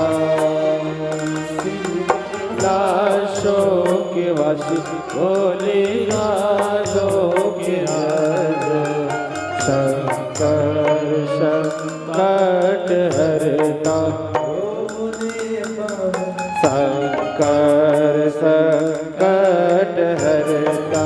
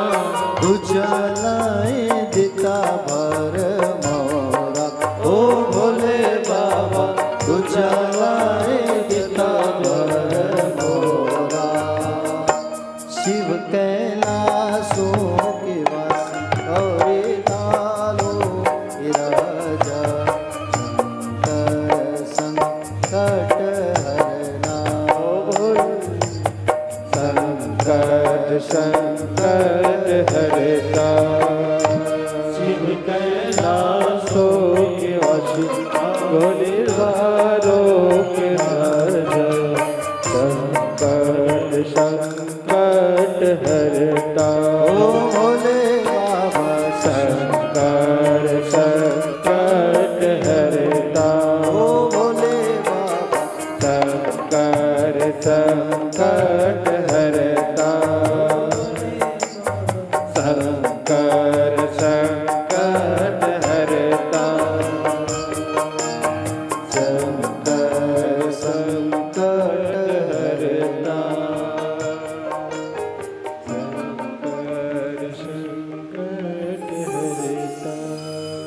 शिव कैलाशों के वासी धौले धारों के राजा शंकर संकट हरना। बोले महाकाल महाराज की जय। हर हर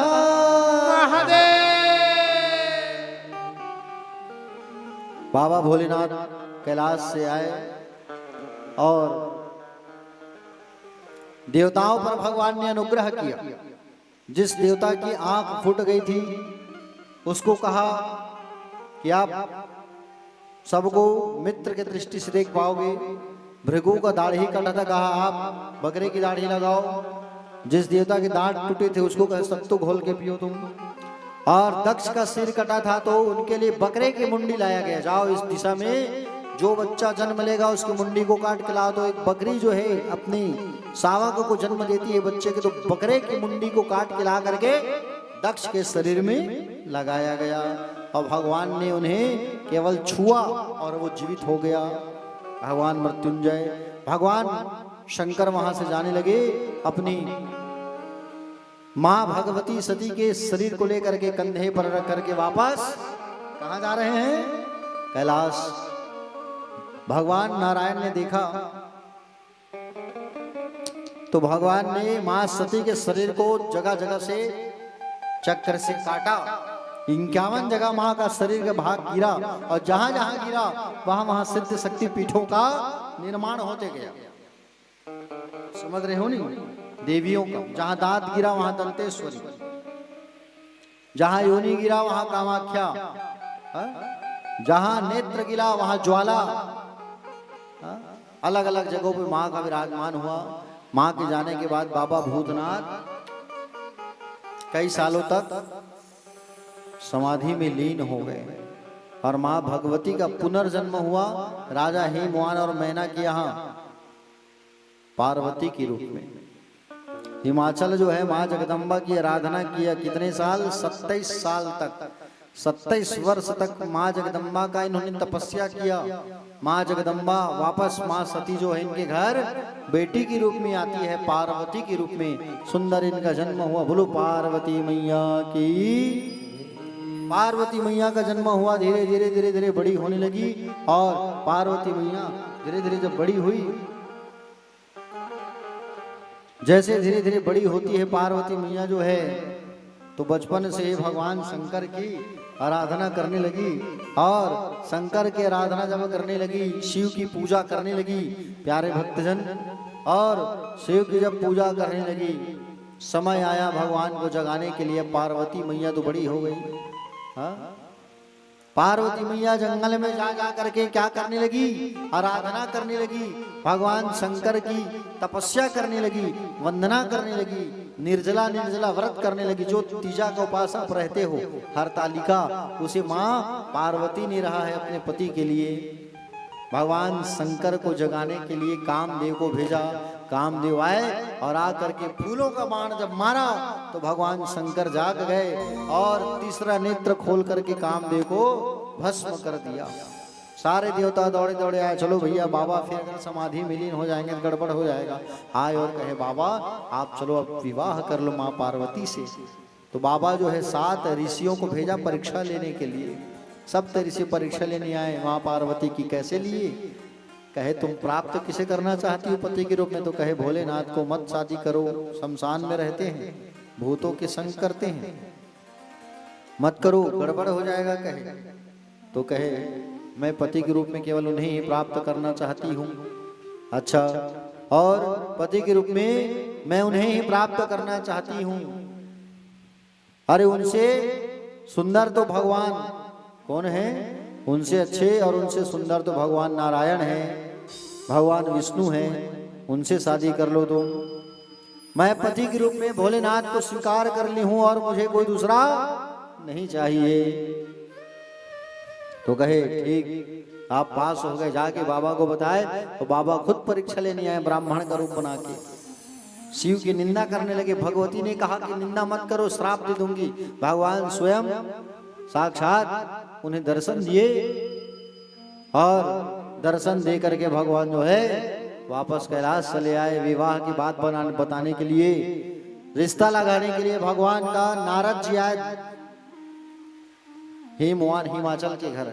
बात बनाए, हिमवान ने कहा, क्या कहा कि बोले वो तो सती के अलावा और किसी से शादी नहीं करूंगा बोले हैं, तो शादी कैसे करेंगे? तो सती ही आपके घर पार्वती के रूप में जन्म ली है। बोले ठीक है, बात बन गई और शादी की तैयारी होने लगी। ठीक है, पार्वती मैया प्रसन्न हो गई और पार्वती मैया सजने लगी, धजने लगी, सुंदर शादी की तैयारी हो रही है। और भोले बाबा भी सज धज के तैयार हैं और भोले बाबा भी सुंदर बारात आ रहे हैं। तो भोले बाबा को कैसे सजाया गया है? भोले बाबा को सजाया गया है शमशान घाट के भभूत से, पाउडर लगाया गया है भभूत को, भस्म को, और बिच्छुओं को कानों पर कुंडल बना करके लगा दिया गया है और मृगछाल पहनाया गया है और सांपों का मोर और भूत प्रेत जो है उनके बाराती हैं प्यारे। अब बाबा सज गए, धज गए, अब बारात जाने वाले हैं। आइए हम सब भी सुंदर विवाह का आनंद उत्सव मनाते हैं। जब बाबा बारात लेकर के आने लगे, सब कैलाश वाले को जब देखे हिमाचल वाले तो दंग रह गए, दंग रह गए देख करके कि अजब गजब इनकी बारात है। भूत प्रेत, किसी का हाथ नहीं, कोई लंगड़ा, कोई लूला, कोई अपनी मुंडी को निकाल करके नाच रहा है, खेल रहा है, कूद रहा है। हाँ, तमाम बातें। मैया मैना छत में खड़े होकर के बारात का स्वागत कर रही थी। चक्कर आ गया, मैया नीचे गिर गई। नारद जी होश आया तो नारद से लड़ने लगी। क्यों नारद जी, क्या बिगाड़ा था मेरी बेटी ने? मेरी बेटी का घर उजाड़ रहे हो तुम, ऐसे दुल्हा को दिला रहे हो। तब सारे लोगों ने निवेदन किया, बाबा थोड़ा रूप अच्छा बना, तो रूप अच्छा बनाए, सुंदर श्रृंगार किए हैं बाबा। और आइए बाबा के विवाह की ओर आगे अग्रसर होते हैं। बोले भूत भावन भगवान की जय। तो पार्वती मैया और भोले बाबा को ले आइए।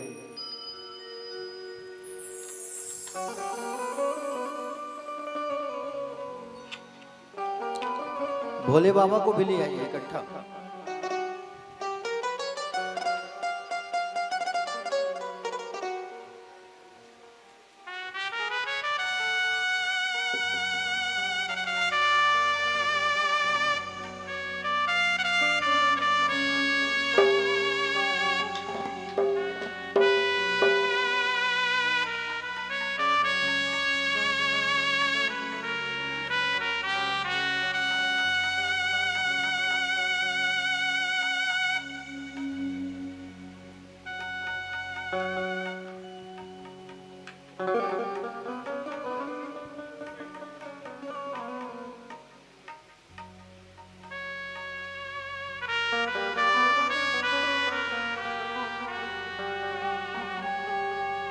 निराले दूल्हे में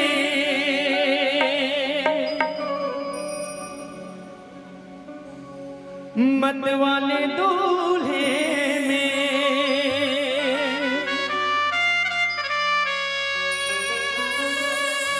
निराले दूल्हे में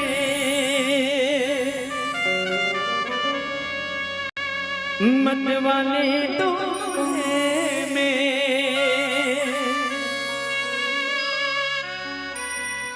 अरे सजे रहे भोले बाबा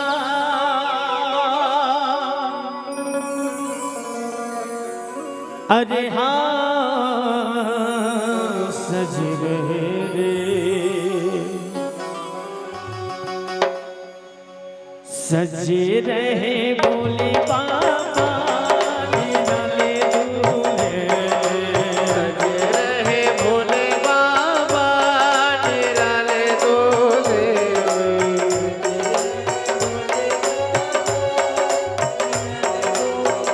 सजे रहे भोले बाबा निराले दूल्हे अरे सज रहे भोले बाबा निराले दूल्हे सजे रहे भोले बाबा निराले दूल्हे निराले दूल्हे में मतवाले दूल्हे में निराले दूल्हे में मतवाले दूल्हे निराले दूल्हे में मतवाले दूल्हे में निराले दूल्हे में मतवाले दूल्हे सज रहे हाँ सज रहे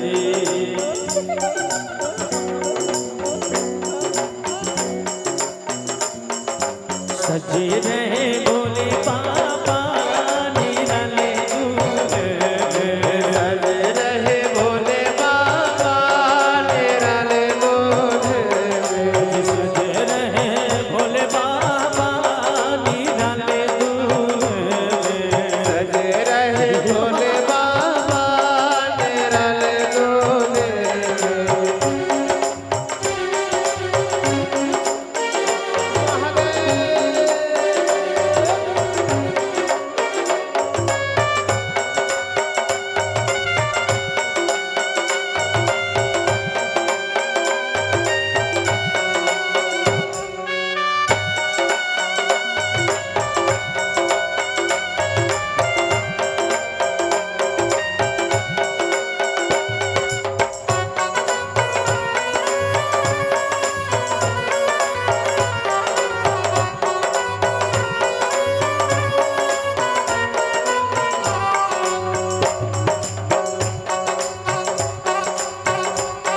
अरे देखो भोले बाबा की अजब है बात भोले बाबा की अजब है बात अरे देखो भोले बाबा की अजब है बात भोले बाबा की अजब है बात जाने हैं संग लेकर के भूतों की बारात अरे सजे रहे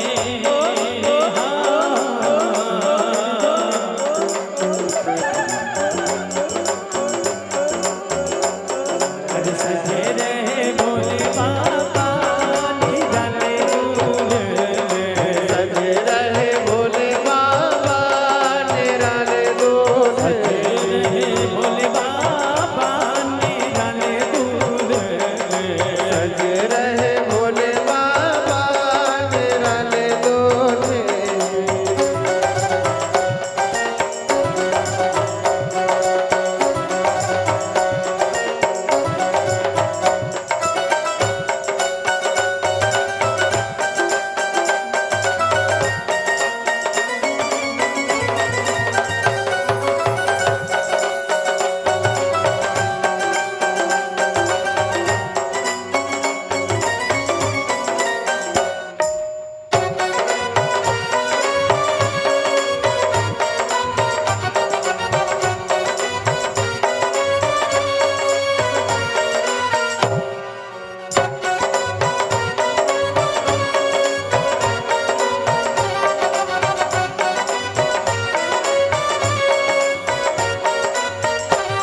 है भेष निराला पीपल का प्याला सर जहाँ चढ़ाए तन भस्म रमाए ओढ़ी मृग की छाला गले नाग की माला है शीश पे चंदा मस्तक पर गंगा मस्तक पर चंदा तेरे डमरू सारे त्रिशूल गिरा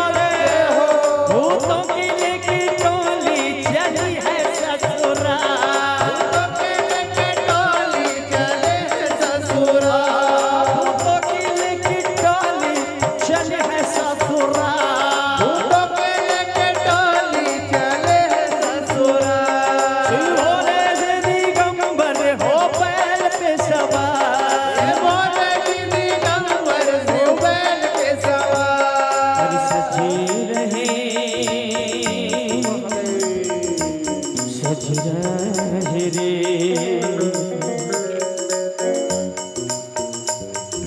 सज रहे भोले बाबा निराले दूल्हे सज रहे भोले बाबा निराले दूल्हे सज रहे भोले बाबा निराले दूल्हे सज रहे भोले बाबा निराले दूल्हे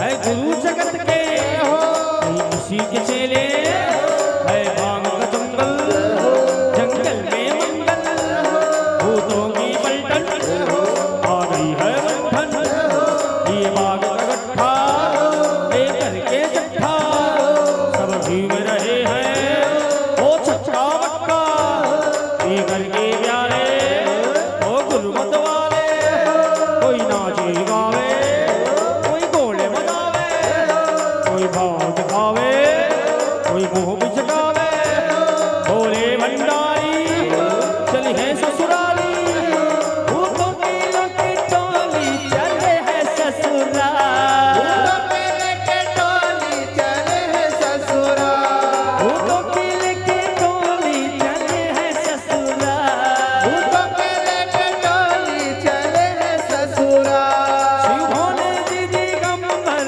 हो बैल के सवार बोले दीदी गंबर और बैल के सवार सज रहे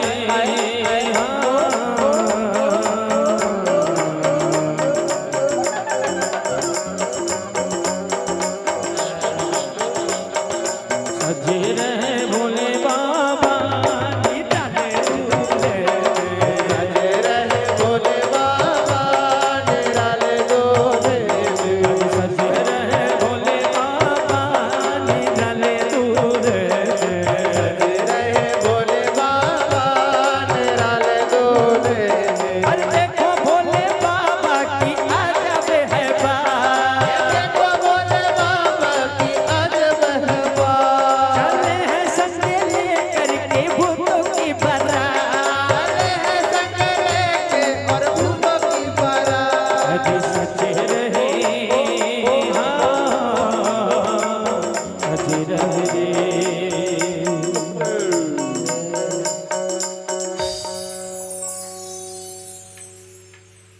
सज रहे भोले बाबा निराले दूल्हे सज रहे भोले बाबा निराले दूल्हे सज रहे भोले बाबा निराले दूल्हे सज रहे भोले बाबा निराले दूल्हे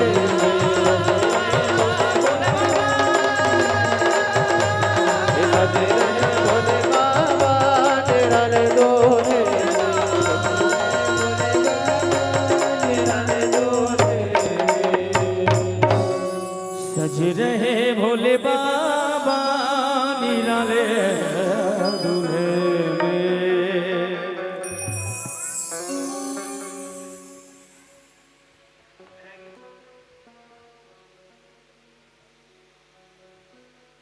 तो आइए अब जो है विवाह की ओर हम सब जो है अग्रसर होते हैं, बढ़ते हैं। भगवान भोले बाबा की मंगलमयी पावनमयी विवाह की ओर हम सब आगे बढ़ते हैं, शादी की ओर, और खूब आनंद से उत्साह से इस विवाह को संपन्न करते हैं। बोलिए भोलेनाथ भगवान की जय।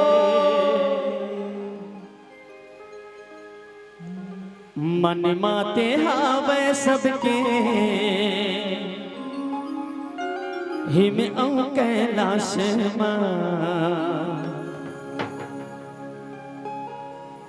मन माते हावे सबके हिम औ कैलाश मड़वा में मन हरिया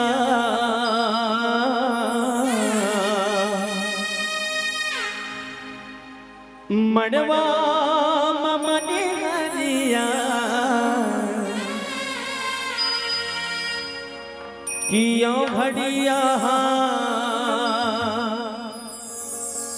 कि पर्वतिया के घड़िया संग होवा थे बिहार।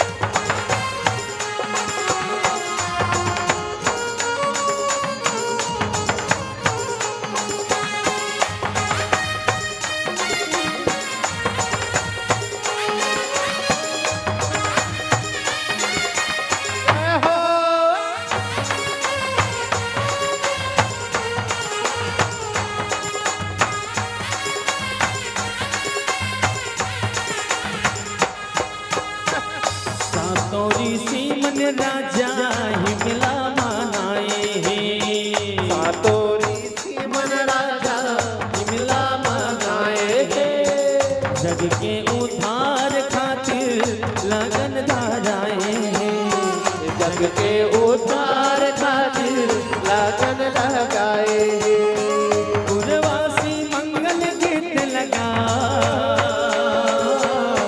गुणवासी मंगल गीत लगा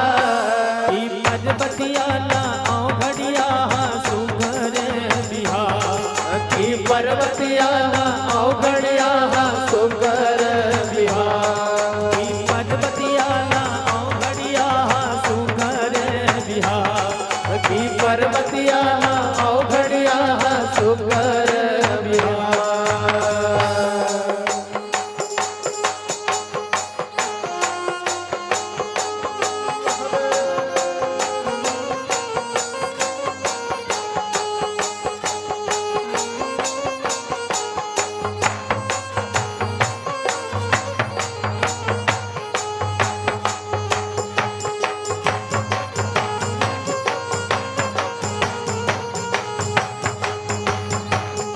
चंद बने दाई स्वासिन ढेरहिन दाई स्वासिन ढेरहिन हवे होवते हैं बोला के दरबा ओ भी हवे होवते हैं बोला के दरबा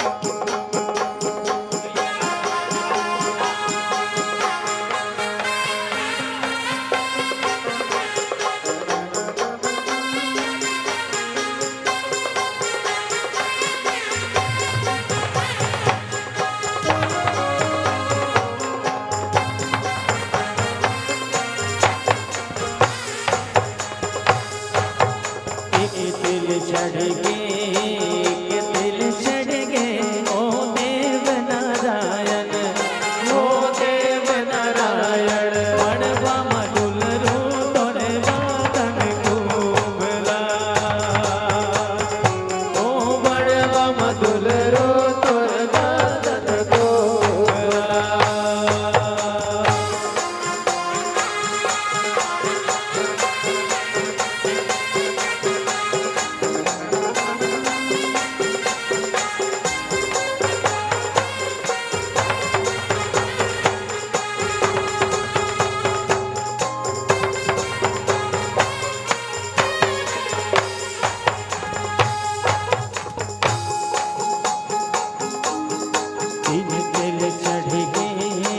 तीन तिल चढ़ गए ओ राम नारायण ओ राम नारायण अरे मधुल रू तोरे वादन कुमला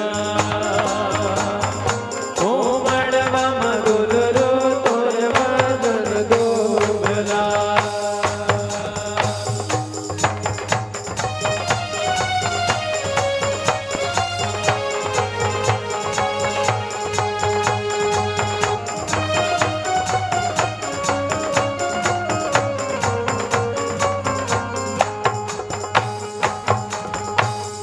तिल चढ़ गे छह तिल चढ़ गे ओ सात तिल चढ़ गे ओ सात तिल चढ़ गे मड़वा मधुल रू तोरे वादन कुमला ओ मड़वा मधुल रू तोरे वादन कुमला भूली रे पहिरे नवाई घर के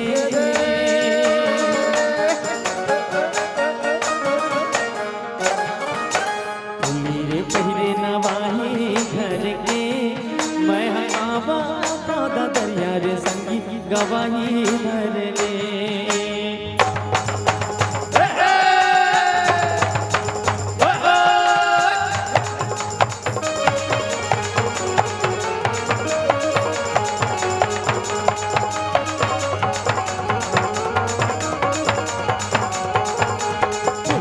पहिरे नवाही घर के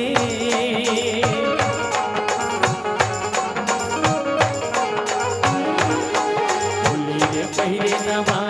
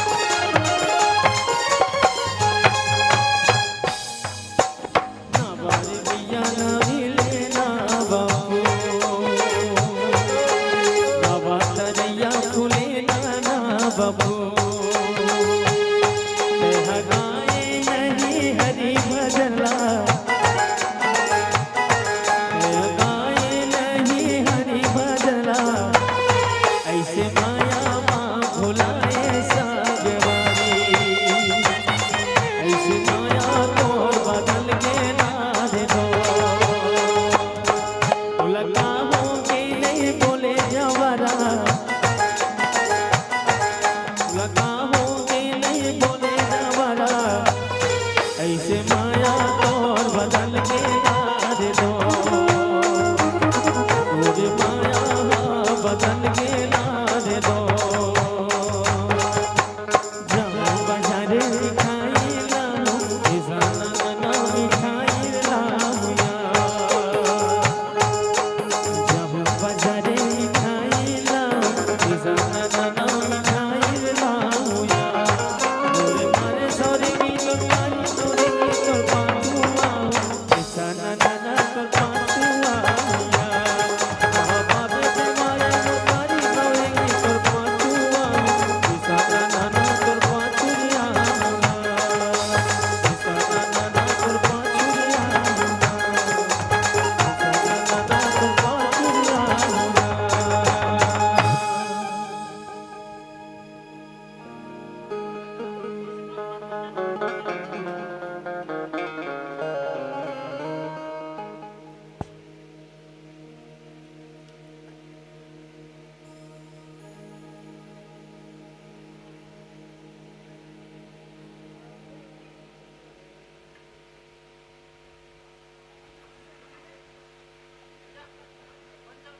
आइए भगवान श्री महाकाल जी को खड़े कर देंगे, अपने स्थान पर खड़े हो जाएंगे भगवान श्री शिव जी और माता पार्वती जी।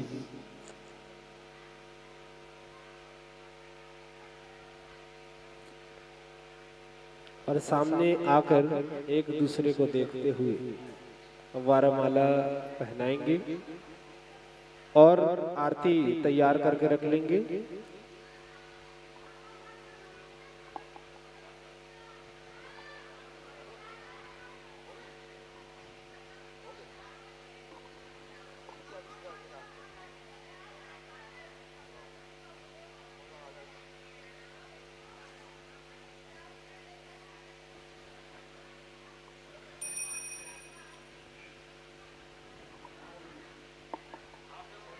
बोल वृंदावन बिहारी लाल की, शंकर भगवान की।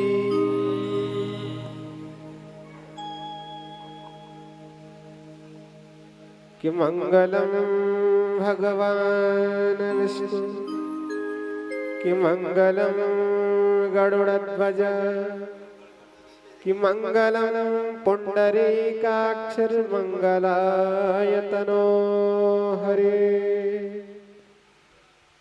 लावस्ते संजयते संकृतते संवराज, इंदे स्वारांता सर्वं योत मंगल पूजत है। बोल वृंदावन बिहारी लाल के। चलिए सभी भक्तगण अपना अपना स्थान ग्रहण कर लेंगे, अपने अपना स्थान पर बैठ जाइए सभी भक्तगण। आज भगवान माँ पार्वती को अपनी कन्या मानते हुए कन्यादान का संकल्प करेंगे।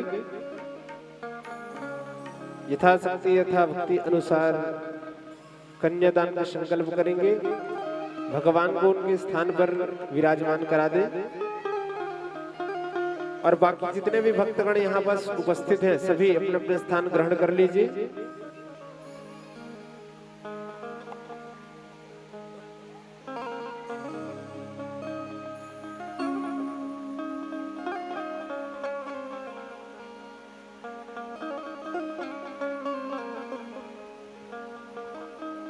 आइए संकल्प की ओर प्रस्थान करते हैं।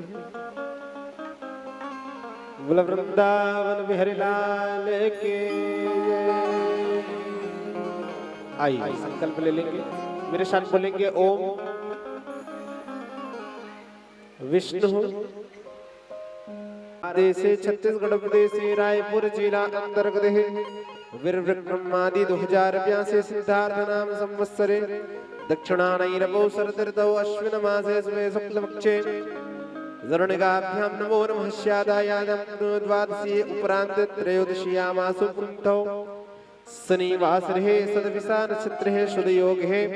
कालम करण है कुंभ राशि स्थिते श्री चंद्रे कन्या राशि स्थिते श्री सूर्य मिथुन राशि स्थिते श्री देव गृह अन्येषु गृहेषु यथा यथा राशि स्थान स्थितेषु सत्सु एवं ग्रह गुण विशिष्टायां सु महाबुद्धौ मम यजमानस्य अमुक गोत्र उत्पन्नस्य।